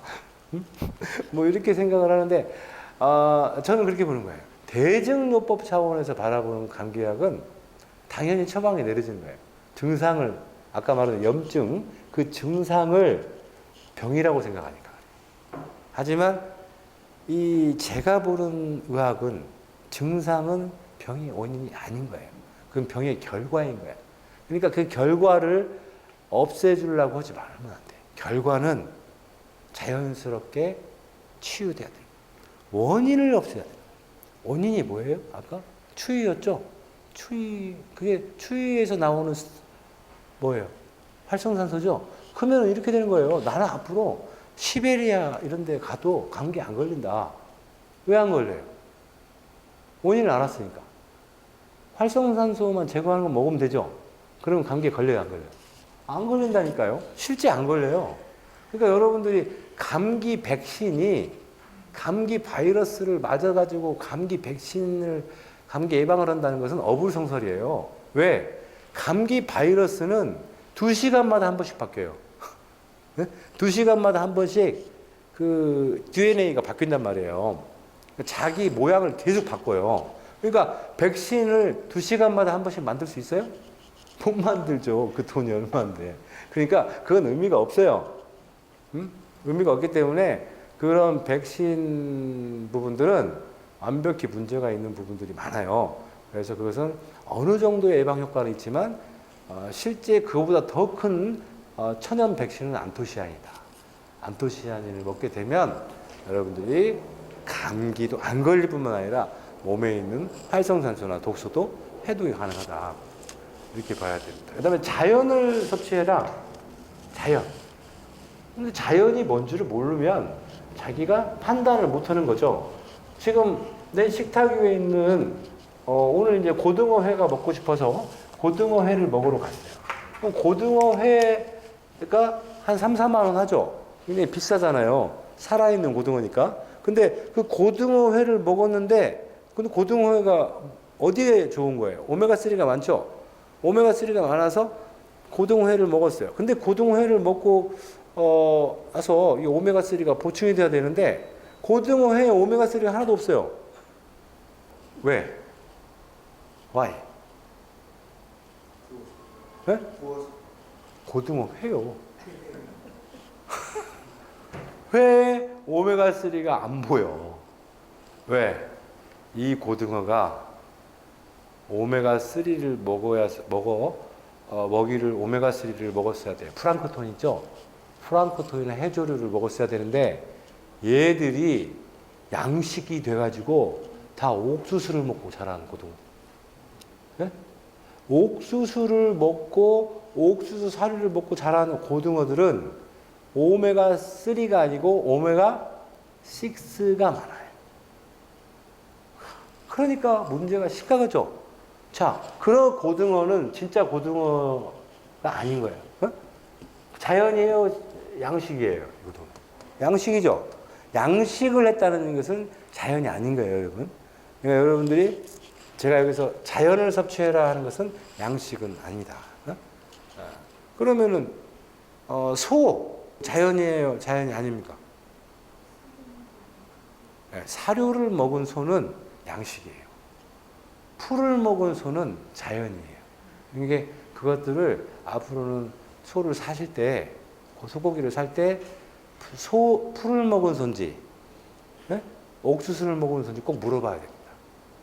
물어보고 거기에 맞게 근데 지금 그걸 물어봐도 거기 고깃집 주인이 잘 모르죠. 자기도 잘 모른다고 할 거야. 그죠? 이렇게 중요하다는 거죠. 그다음에 자연요법은요, 수명을 연장시킬 수는 있어도 완치라는 말을 쓰면 안 돼요. 이건 치료하는 게 아니기 때문에. 그래서 자연요법은 죽어가는 사람을 살리는 게 아니다. 그리고 이건 뭐냐면 지금 현재 살아있는 사람에게 가장 편안하고 가장 자연스러운 치료법, 개선 방법을 제공해 줌으로써 그 사람이 수명이 다해서 돌아가실 때도 편안하게 돌아가실 수 있도록 만들어줘야 돼요. 근데 약으로 이렇게 연명을 했던 사람들 있잖아요. 약으로 치료했던 사람들은 대부분 웰다이닝이 안 돼요. 다 호스피스를 간다든지 아주 심각한 갑자기 죽는다든지 이렇게 되는 거예요. 인공호흡기를 꽂는다든지 이렇게 되는 거예요. 우리가 자연요법의 목표는 환자에게 편안함을 제공해 주는 것도 있다. 여기 보시면 최적의 건강 상태를 이루는 거지만 질병의 정도와 관계없이 환자의 안녕을 확보하는 것이다. 이렇게 나와 있습니다. 그러니까 지금 말기 암 환자들에도요, 말기 암 환자예요. 말기 암 환자는 실제 1년 이상 살기 힘들어요. 1년에서 살기 힘들기 때문에 그 말기 암 환자들에게 무리한 항암요법보다는 이런 자연요법을 통해서 수명을 연장시키고, 완치의 목적이 아니라 수명을 연장시키고 자기 삶을 되돌아볼 수 있는 그런 시간을 충분히 갖도록 해야 하는 게 자연요법의 목표다. 그리고 또 정말 면역력이 극적으로 회복이 돼가지고 완전히 이제 암이라고 하는 형태들이 세포들이 사라지는 경우도 종종 보고가 되고 있기 때문에 완전히 손을 놓을 수 없는 부분들이 충분히 희망을 가질 수 있는 부분들이죠. 대증요법은 증상 개선, 자연요법은 원인을 개선하는 거고, 아까 말씀드린 대로.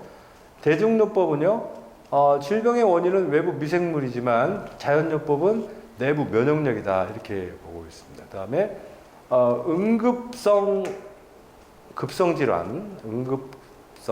급성질환이 대증요법의 목표고요. 자연요법은 만성질환이죠. 난치성 만성질환. 여기는 응급성 급성질환이고 난치성 만성질환. 한마디로 대증요법은 어느 때 써야 되냐면 너무 아프고 너무 많이 흘리고 너무 많이 부러졌고 막히고 이럴 때 수술이라든지 지혈이라든지 골절이 됐을 때 이걸 골절된 상태를 이제 고정시킨다든지 아니면 이제 장이 협착이 꼬여가지고 음식물이 못 내려간다든지 이럴 때 그걸 풀어주는 수술을 통해서 빨리 풀어준다든지 아니면 너무 통증이 심할 때 마약성 진통제를 쓴다든지 이렇게 뭔가 그 순간 아주 위험한 상황들을 일시적으로 극복하기 위해서는 대중요법이 필요합니다.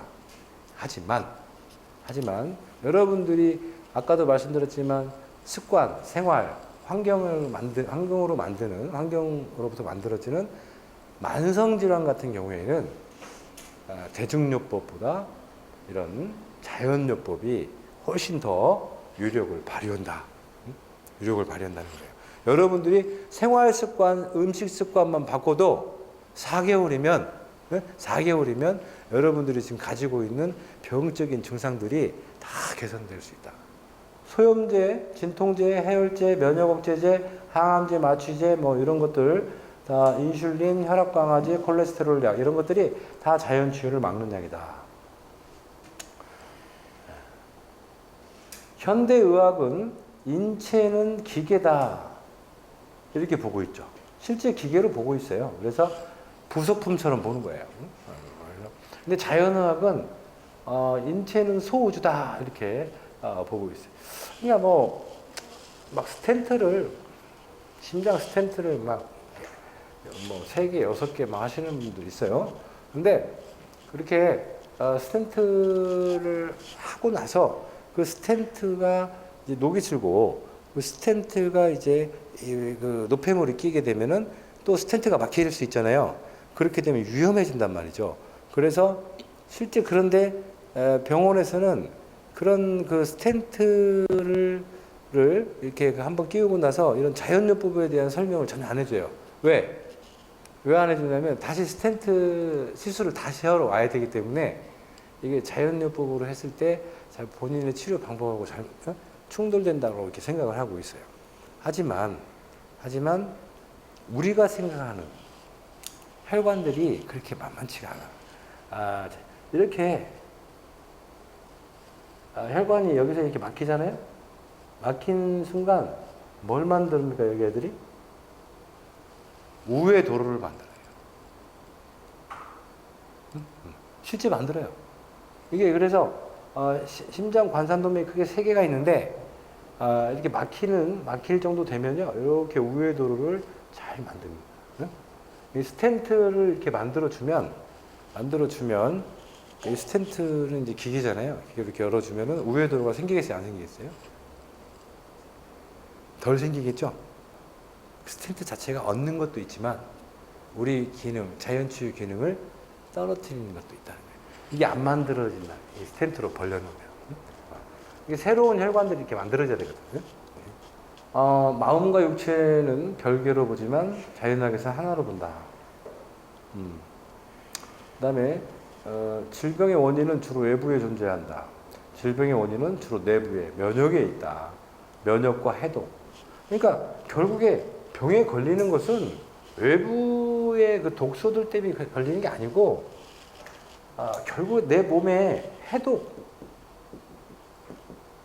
면역의 차이다. 해독은 어디가 해요? 이게 뭐예요? 간이죠. 면역은 어디가 해요? 네? 면역은 이건 간인 줄 알죠? 네? 해독은 간이죠. 그러니까 우리 몸은 제일 중요한 게 해독과 면역이에요. 이것만 있으면 병이 안 걸리는 거예요. 근데 왜 병에 걸리냐면 해독력의 차이가 있는 거예요. 면역력 차이가 있는 거예요. 요게 적은 사람들은 병에 걸리는 거예요. 타고난 체질마다 다 다르니까. 그러면 이거 면역을 타는 것은 뭐예요? 골수라고 들어보셨죠? 네. 면역은 골수, 해독은 어디? 간. 이것이 수명과 건강의 차이가 이 면역력과 해독력에서 온다. 이게 병에 잘 걸리고 오래 못 사는 사람들은 간과 골수 기능이 약해서 그렇다. 이렇게 보시면 되죠. 그다음에 여기 보시면 치유의 주체는 의사와 약물이다. 현대의학은 그렇게 보고 있고요. 자연의학은 치유의 주체는 환자다라는 거예요. 그러니까 실제 약 가지고 병원에서 수술과 약 가지고는 치유할 수가 없다. 우리 몸이 치유할 수 있다는 거예요. 스스로가. 그렇기 때문에 뭘로 치유하는 거예요? 면역과 해독. 이 능력이 중요하다는 거예요. 그리고 여기에 이제 하나 더. 면역과 해독, 그 다음에 재생. 네? 그건 재생은 뭐가 해요? 여러분? 응? 줄기세포. 스템셀이라고 해요.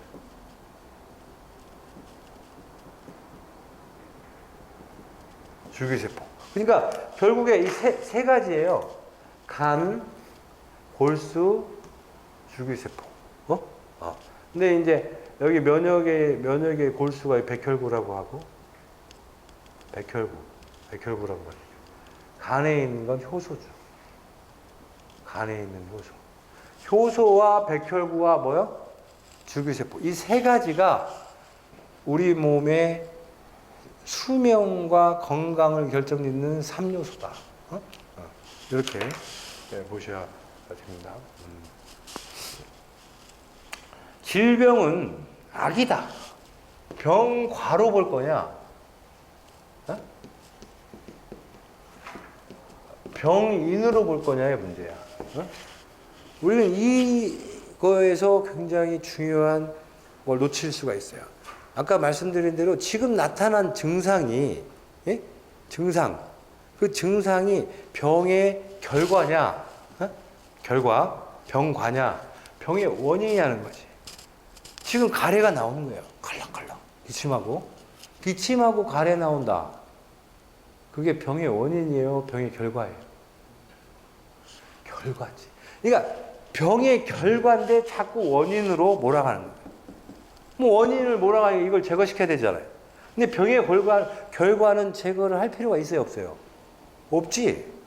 병의 결과는 곧 치유되고 있다는 증거이기 때문에 이걸 없앨 필요가 없어요. 이미 이거 뱉어내야 돼요. 뱉어내야죠. 가래가 나오는 것도 그거예요. 뱉어내는 거예요. 내 몸에 있는 노폐물들을. 그러니까 이 병의 결과라고 보면은 우리가 나타나는 증상들은 병의 결과다라는 거예요. 이 병의 결과는 한마디로 우리가 몸에서 훌륭하게 치유 반응이 진행되고 있다는 하나의 긍정적 반응, 즉 선의 반응이다. 선. 아시겠죠? 이게 만약에 원인이면은 이 질병의 원인으로 파악을 하면은 지금 나타나는 증상은 악이에요, 선이에요? 악의 개념이겠죠. 원인으로 봤을 때는 악이고요. 결과로 놓고 보면은 선한 좋은 반응이다. 좋은 반응. 자, 그래서 원래가요, 감기에 걸렸을 때 기침, 가래, 몸살, 콧물, 목 이런 게 안 아픈 사람들은 그 오래 살지 못해요. 왜 그러냐면 병이 결과가 없잖아요. 감기에 걸렸는데 결과가 안 나온다는 것은 그만큼 면역력이나 해독력이 약하다는 거예요. 빨리 죽을 수 있어요. 내가 가래도 많이 나와야 되고 몸도 많이 아프다는 것은 그만큼 내 몸이 왕성하게 활동하고 있다는 증거란 말이에요. 그것을 우리가 즐겨야 된다. 아픈 만큼 건강해진다는 거죠. 아픈 만큼 건강해진다. 이것들을 우리가 확신을 해야 된다. 그래서 우리는 지금까지 한마디로 잘못된 상식에 의해서 우리가 세뇌되어 있다. 잘못된 상식. 짜게 먹으면 일찍 죽는다. 콜레스테롤을 먹으면 콜레스테롤 수치가 높아진다. 콜레스테롤은 우리 몸의 악의 산물이다. 최대의 악의 산물, 콜레스테롤이 다 잘못된 거짓말. 짜게 먹으면 오래 삽니다. 콜레스테롤이 많아야 오래 삽니다. 실제 콜레스테롤이 없으면 일찍 죽어요. 콜레스테롤이 많은 사람들이 오래 살아요. 장수하고 정력도 좋고 장수하고 병이 안 걸리고 싱겁게 먹는 사람들 병에 잘 걸려요. 암에도 잘 걸려요. 여러분들이 자꾸 이런 것들을 이제 의심해야 되고 의심해야 돼. 왜 그런 말을 했어요? 왜 콜레스테롤이 안 좋다고 했을까? 왜 짜게 먹는 것이 안 좋다고 했을까? 왜 그랬을까요?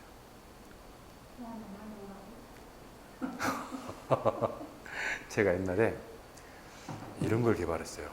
강아지가 안 죽는 약을 개발했어요. 강아지들이 보통 새끼를 낳으면 4마리에서 5마리 정도 낳죠. 강아지들이 4마리에서 5마리 정도 낳는데 그 새끼들 중에 한 40%가 다 장염에 걸려요. 40~50%가 그걸 파보 바이러스라고 그래요. 그 장염에 걸려가지고 보통 30~40%가 죽어요. 강아지가 5마리를 낳으면 2마리는 죽는단 말이에요. 장염에 걸려가지고. 제가 그때 그걸 그 장염에 안 걸리는 약을 개발했어요. 강아지 장염에. 에피소드인데 너무 잘 나갔어요. 예. 너무 잘 나가고 근데 이 제품에 대해서 굉장히 불안한 분들이 계시는 거예요. 왜 그럴까요? 이게 확 퍼졌을 때 강아지들이 안 아프면 굉장히 힘들어지는 곳이 있더라고요. 동물병원은 별로 반갑지 않은 거예요. 실제, 그러니까 우리가 전기 자동차, 물로 만약에 에너지를 만들어서, 물로, 태양열 자동차를 이걸 만들었을 때 가장 이걸 방해하는 사람들이 어디 계세요? 휘발유라고 팔아먹어야 되는데 못 팔아먹으니까. 그러니까 우리가 다 그런 선과 악이 이데올로기처럼 존재하는 거예요. 근데 우리가 실질적으로 아까도 말씀드렸지만 짜게 먹으면 콜레스테롤이 만병의 주범이다 해가지고 콜레스테롤 약을 얼마나 많이 팔아먹었습니까? 엄청나게 팔아먹었죠? 지금 상상도 못해요. 1년에 한 100조 정도 매출을 올리고 있어요. 콜레스테롤 약이. 그렇게 하는 거예요. 그러니까 사실 우리가 잘못 알고 있는 것들도 상당히 많고, 그리고 짜게 음식들은요, 대부분 다 짜게 먹고, 이제 제가 말씀드린 건 아주 짜게라는 게 아니고, 적당히 염분이 있어야만이 우리가 몸에 세균이 많이 못 살아요. 우리는 사실은 바닷물 농도로 우리 체액을 관리를 해야 되기 때문에 우리 몸을 우리 세포가 소금물에 절여 있다고 보시면 돼요. 네? 우리는 민물에 절여 있는 게 아니라 우리 세포가 다 소금물에 절여 있는 거예요. 그러니까 소금 농도를 적당하게 유지를 해줘야 돼요. 사람이 이게 있으면 다 바닷물이에요. 네? 바닷물이고 세포들이 바닷물에 프랑크톤처럼 둥둥둥 떠 있는 거예요. 그러니까 우리는 그 염분을 소금은 안에서 못 만들잖아요. 계속 먹어줘야 돼요. 자연요법을 왜 하느냐? 수명을 연장하고 지금 현재 쓰는 현대의학의 대중요법에 보완을 해줘야 된다. 그 다음에 예방적인 차원에서 중요하다. 원인을 치료해야 된다. 독소와 활성산소. 이렇게 확실히 이해하셔야 됩니다. 암검진은 문제가 있다. 암은 우리 몸에 없는 사람이 없어요. 여러분들 지금 다 암이 있습니다. 암이 어디 있는지 몰라요. 근데 중요한 건 병원에서 검사를 아무리 잘한다고 해도 암이 실제 있는지 모릅니다. 왜 그러냐면 지금 검사법 자체가 0.5cm 펫시티로 0.5cm 정도밖에 못 찾아내기 때문에 실질적으로 0.5cm 미만은 엄청 깔려 있을 수도 있어요. 그러니까 이걸 난 뭐 암이 아니다라고 안심을 해서도 안 되고, 또 암이라고 또 진단이 나왔어도 대부분의 암들은 진행성 암인 경우보다는 비진행성 암, 80~90%의 암들은 성장 속도가 그리 빠르지 않기 때문에 그걸 너무 긴장할 필요 없고, 지금부터라도 암으로 진단을 받았더라도 암 체질을 정상 체질로 바꾸는 쪽에 총력을 기울여야 된다. 그래야지 두려워하거나 이게 나는 이제 죽었다라고 생각하면 안 되고, 내가 지금 검진을 받았어도 문제가 안 나왔어도 나는 암에 안 걸렸으니까 멋대로 생활하지, 이렇게 해서도 안 된다는 거예요. 제 아는 분은 6개월마다 한 번씩 꼬박꼬박 정기검진을 받았는데도 말기암으로 돌아가신 분들이 많아요. 전혀 몰라요. 그렇기 때문에 안심해서도 안 돼. 중요한 건 뭐냐면 식욕이 좋아야 돼. 밥을 잘 먹어 맛있게. 그 다음에 잠을 푹 자야 돼. 그 다음에 똥오줌을 잘 싸야 돼.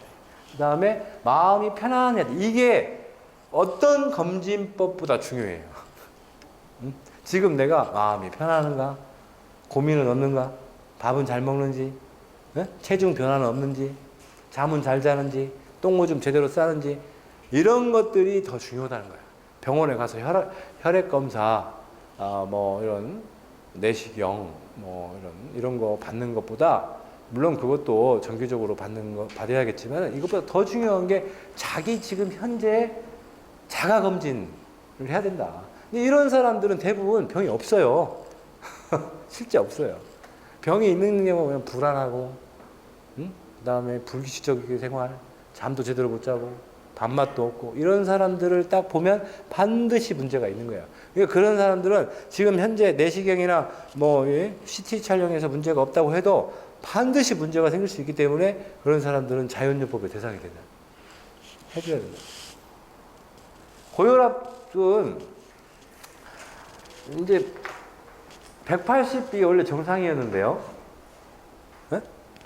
180이 정상이었는데 점점 좀 내려와 버렸다. 170, 160, 150, 지금 140까지 내려왔죠? 근데 이게 다시 올려야 돼요.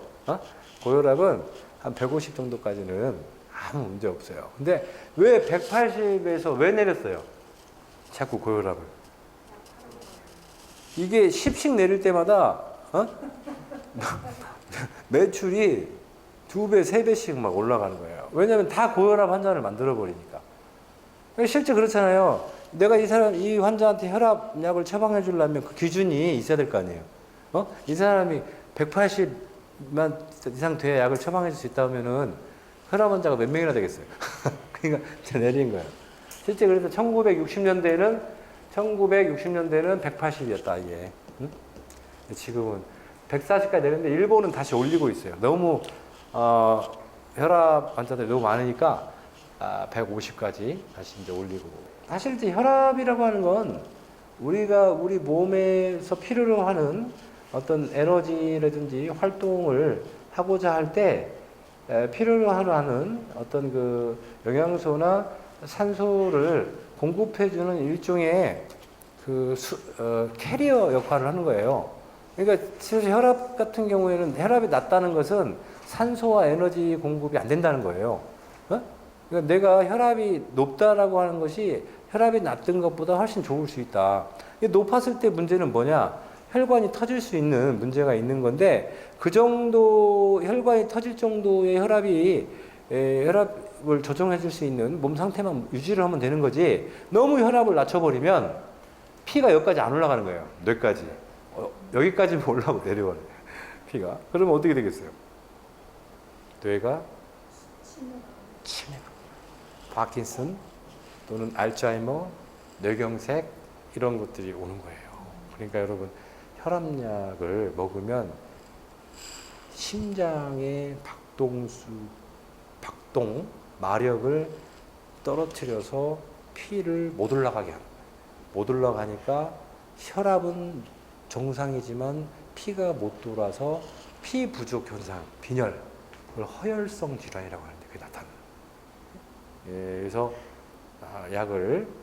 혈압약을 그렇게 무턱대고 쓰는 것은 좋지 못하다. 꼭 진짜 이 사람이 혈압이 확 치솟는 혈압들 있잖아요. 막 위험할 정도로 180, 200 올라가는 사람. 이런 사람들 이외에는 혈압약을 쓰는데 신중하게 판단해야 된다. 당뇨약도 마찬가지죠.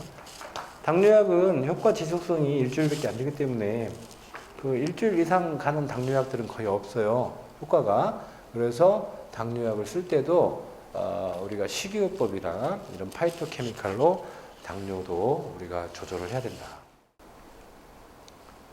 치유 반응 아까 말씀드린 대로 세포가 손상되면 정상세포로 회복이 되면서 나타나는 반응을 우리가 명현 반응, 호전 반응.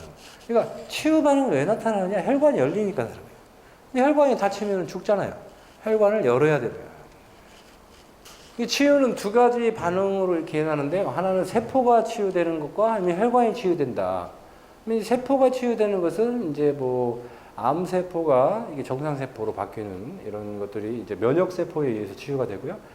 혈관은 이렇게 1차선이 2차선으로, 2차선이 3차선으로, 3차선이 4차선으로 이렇게 혈관이 점점 넓어지면서 이런 호전 반응이 나타나게 된다. 그래서 우리가 두통이 막 오는 사람도 있잖아요. 두통이 확 올 때 그때 혈관을 보면 혈관이 팍 커지. 혈관이 확장되는 사람들이 많아요. 그래서 혈관성 두통이라고 하죠. 편두통 이런 경우는 다 혈관이 확장되면서 오는 거다. 그래서 치유 반응은 단계적으로 나타나는데 1단계, 2단계, 3단계, 4단계. 병든 신체는 축적된 독소를 한 번에 제거할 수 없기 때문에 신체의 독소에 대한 해독력의 회복 정도에 반응해서 단계적으로 나타난다. 이 말은 무슨 얘기냐면 1단계 때 그냥 차라리 한 21일 나타나 버리지 왜 1단계 때 3일만 나타나느냐. 이건 뭐냐면 이 사람이 21일 동안 호전 반응 나타나면 죽어요. 힘들어서. 그러니까 자기 체력에 맞게 점점 회복되면서 나타나는 거예요. 그래서 3일간, 7일간, 21일간, 36일간 이렇게 일반적으로 나타나요. 그래서 우리 자연요법을 하고도 보통 6개월 뒤에도 나타난다는 거예요. 6개월 뒤에도. 특히 스테로이드 약을 많이 먹은 경우에는 6개월 후에도 호전 반응이 나타날 수 있어요. 그러니까 피부병으로 스테로이드 약을 많이 먹은 사람들 있잖아요. 그래서 6개월 후에도 나타난다. 호전 반응은 이렇게 먹은 지 자연요법을 한 지 6일, 30일, 90일, 180일 요 주기로 나타난다. 통증, 발열, 부종, 현기증, 가려움증, 발적, 기침, 가래, 콧물, 눈물, 잇몸, 방귀, 설사, 변비, 출혈, 피로, 경련, 저림, 불면 이런 것들이 다 호전 반응의 종류들입니다. 자연치유의 적, 우유, 식용유 이런 것들 먹으면 안 된다. 세포 교정 모델. 모든 병은 독소로 인한 세포의 손상에서 비롯되므로 이 손상된 세포에 영양소를 공급해주면 정상세포로 되돌아간다. 우리가 병이 낫는다. 회복. 회복이라는 말이 도대체 뭐냐. 이건 건강이라는 뜻이고 건강해졌다. 자, 이 건강이라고 하는 지표가 뭐냐? 이게 세포 관점에서 보면 정상세포가 되었다. 정상세포로 됐다. 그러면 정상세포로 가기 위해서 우리가 세포가 이렇게 있고, 이렇게 있고, 이렇게 있는데, 이건 정상세포야. 이건 질병세포야. 이건 정상세포야. 이게 정상세포가 질병세포가 되고 질병세포가 정상세포가 되고 또 여기서 질병세포가 이제 만성질병세포가 되고 만성질병은 이제 죽음이 가까워지는 거죠. 이렇게 되는 거예요. 결국에 이걸 막아야 될 거 아니에요. 이것도 막고 이걸 또 막고 이걸 하고 그죠? 그러면 이거 뭐 어떤 게 해야 되느냐? 정상세포가 질병세포로 안 가려면은 제일 중요한 게 뭐냐면 해독이에요. 해독. 그러겠죠? 독소가 없어져야 질병세포로 안 가는 거예요. 독소를 싹 제거해요.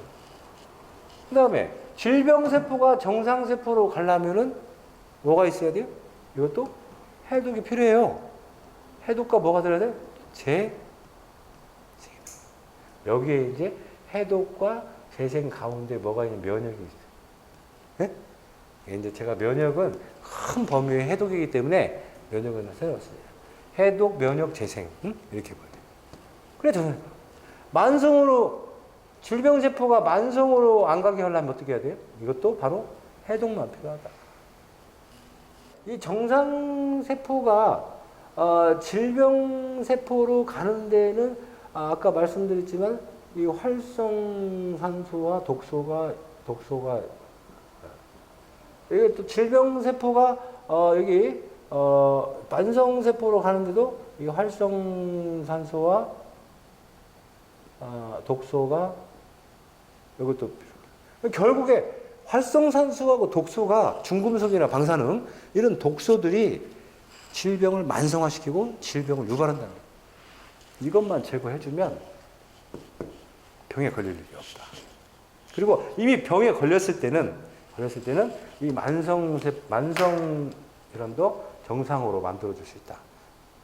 질병도 만성도 죽기 전에 해야 돼. 해독과 재생을 써서 정상세포를 만든다. 그러면 해독의 가장 중요한 게 뭐냐? 아까 뭐라고 그랬습니까? 해독의 제일 중요한 게 뭐예요? 해독의 제일 중요한 게 안토시아닌이랬죠. 안토시아닌 중에 가장 센 게 뭐라고 그랬죠? C3 질이랬죠. 이 C3 질환은 안토시아닌을 해독제로 해독과 면역 쪽으로. 그 다음에 재생을 해야 된다. 재생에는 뭐가 필요하느냐? 이제 저희들이 많은 연구 결과, 임상들을 통해서 밝혀낸 게 뭐냐면 이 재생에는 기름이 필요하다. 기름. 재생에 쓰는 기름류를 우리가 노유파라고 합니다. 네? 이 노유파는 일반 기름이 아니에요. 이 노유파는 이 재생을 하는 기름이에요. 세포를 재생시키는. 그래서 세포를 재생시키는 기름을 우리가 노유파라고 한다. 이 기름을 우리가 지방산, 필수 지방산이라고 하죠. 필수 지방산. 그래서 세포를 재생시키는 필수 지방산을 우리가 노유파라고 한다. 그럼 노유파가 아닌 기름, 다른 필수 지방산은 세포막을 못 만드냐? 못 만듭니다. 그냥 열량만 쓸 수 있죠. 열량. 몸에 칼로리를 쓸 수 있고 지방세포를 만들 수는 있어도 그건 안 되는 세포막을 안 합니다. 그래서 해독은 안토시아닌 C3G로 재생은 뭘로요? 노유파로 한다. 이렇게 보시면 돼요. 자, 여기 보시면 나오네요. 세포는 이 핵과 미토콘드리아와 세포막 항산화효소로 되어 있는데 핵에는 유전자 정보기관이 있고 미토콘드리아는 에너지 발생, 세포막은 산소 영양소 노폐물 출입구, 항산화효소는 활성산소와 독소 제거 효소. 아주 중요한 거죠. 그래서 이렇게 핵은 DNA와 히스토로 되어 있다. 미토콘드리아는 DNA로 되어 있다. 세포막은 노유파로 되어 있다. 노유파로 되어 있다. 그러면 아까 말씀드렸지만 질병은 이 세포가 스트레스와 독소에 노출이 되면 세포막이 빨갛게 된다. 이게 염증인 세포는. 네? 세포막이 산화되는 거죠. 이게 노유파가 산화되는 것이 염증인 거예요. 그러니까 세포막이 산화되는 게 염증이다. 그러면 여러분들이 산화된 기름을 먹어버리잖아요. 산화된 기름을 먹으면 염증이 생기겠죠. 당연히. 그래서 산화된 기름을 먹으면 안 된다. 다음, 이제 이 부전이라고 하는 것은 간부전, 뇌부전, 안구부전, 발기부전, 혈구부전, 심부전, 홍파부전, 네? 이런 것들을 우리가 부전이라고 해요. 이 부전은 세포막만 산화되는 게 아니라 미토콘드리아까지 산화된 거예요. 그래서 부전 병에 걸리면 미토콘드리아가 산화되기 때문에 에너지를 못 만들어요. 그러니까 항상 피곤하죠. 피곤해요. 그래서 이 부전병은 미토콘드리아가 이렇게 산화되는 거다. 그 다음에 암은 핵까지 산화되는 거죠. 핵도 빨갛죠? 핵까지 이렇게 산화되는 거다. 그래서 이것들을 우리가 교정을 하자. 염증세포는 안토시아닌, C3G라는 안토시아닌과 그 다음에 노유파라고 하는 이런 재생, 그 다음에 폴리사카라이드는 이것은 면역력을 올려주는 거예요. 그러니까 해독, 재생, 노유파로 재생하고 폴리사카라이드는 면역이에요. 면역. 이 세 가지를 통해서 넉 달 정도 교정 기간이 필요합니다. 넉 달 정도 안토시아닌, 노유파, 폴리사카라이드를 쓰면 세포가 이렇게 다시 복구되는 걸 확인할 수가 있다. 부전세포는 안토시아닌, 노유파, 폴리사카라이드에다가 이렇게 미토콘드리아를 이제 복구시키는 DNA와 클로로필, 천연 비타민을 같이 써준다고. 암세포는 비교적 많은 영양소들을 먹어야 체질이 개선될 수 있습니다. 이제 마무리를 하고 강의를 마치도록 하겠습니다. 우리 세포는요, 복잡하게 만들어진 것 같지만 세 가지로 되어 있습니다. 핵, 막, 미토콘드리아. 자, 맨날 기운이 없다. 기운이 없고, 맨날 나는 진짜 피곤하고 기운이 없고, 그리고 몸에 기능이 많이 떨어져 있다. 앞도 잘 안 보이고, 냄새도 잘 못 맡겠고, 소화도 잘 안 되고, 뼈도 아프고, 술도 잘 못 먹겠고, 어쨌든 만성 피로, 기운도 없고, 염증도 많고, 이런 사람들은 우리 염증이라고 하거든요. 그런 사람들. 고혈압, 당뇨, 지방간 다 염증이에요. 그런 염증을 가지고 있다 할 때는 다 막이 산화된 거예요. 즉, 고혈압, 당뇨, 혈압, 지방간, 비만, 염증, 기능 저하, 난임, 불임, 시력 저하, 이런 소화 불량, 이런 사람들, 피부병, 피부염, 이런 사람들은요, 다 막이 산화된 거예요. 이해가세요? 그래서 이런 막이 산화된 걸 우리가 염증이라고 해요. 그래서 우리는 이렇게 염증이 있는 사람들은 무조건 염증이 있는 사람들은 막을 새 걸로 교체를 해줘야 돼요. 좋은 이 세포막을 우리가 노유파라고 해요. 이 노유파라고 하는 필수 지방산을 무산화 필수 지방산이에요. 산화가 되지 않은 필수 지방산을 노유파라고 합니다. Non-oxidized essential unsaturated fatty acid. 이제 노유파.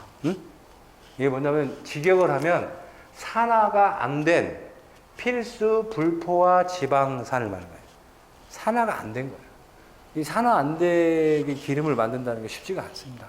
그래서 이런 essential unsaturated 이걸 우리가 이제 필수 지방산이라고 하고, 이 필수 지방산을 세 가지가 있어요. 오메가 3, 6, 9. 여기 이제 세 가지가 필수 지방산. 이게 지금 시중에 나와 있는 이런 오메가들은 다 산화가 되기 때문에 세포막을 만드는 데는 좀 힘들다. 이렇게 보시면 돼요. 그러니까 이제 무조건 염증이 있다. 노유파. 그래서 이 노유파를 쓰면 일단 이 노유파만으로도 혈압이나 혈당, 오메가3만으로도 혈압이나 혈당, 비만, 지방간들이 많이 좋아요. 두 번째, 이게 미토콘드리아잖아요. 미토콘드리아하고 핵. 여기는 DNA가 돼 있어요. DNA. 그래서 이 DNA를 보충해 줘야 되기 때문에 이 DNA를 유전자라고 하죠. 이 유전자를 매일매일 새 걸로 고쳐줘야 돼요. 그래서 이 DNA를 매일매일 우리가 먹어줘야 된다. 그래서 DNA를 먹어주고 노유파. 그 다음에 지금 아까 제가 말씀드린 항산화 효소가 필요됐죠. 항산화 효소는 세포 안과 바깥에서 이 세포를 보호해주는 거예요. 산화가 안 되게, 또 손상이 안 되게 세포를 보호해주는 거예요. 그래서 이 항산화 효소 역할을 하는 게 바로 C3지다. 우리가 활성산소를 제거하고 독소를 제거해주고, 그래서 우리가 이 세포의 온전한 건강을 위해서 먹어야 될 게 C3G, 그 다음에 노유파, 그 다음에 DNA. DNA 세 가지를 매일매일 여러분들이 드심으로써 건강을 유지하고 지금 현재 아픈 부분들도 많은 도움이 될 거다 생각합니다. 네, 고생하셨습니다.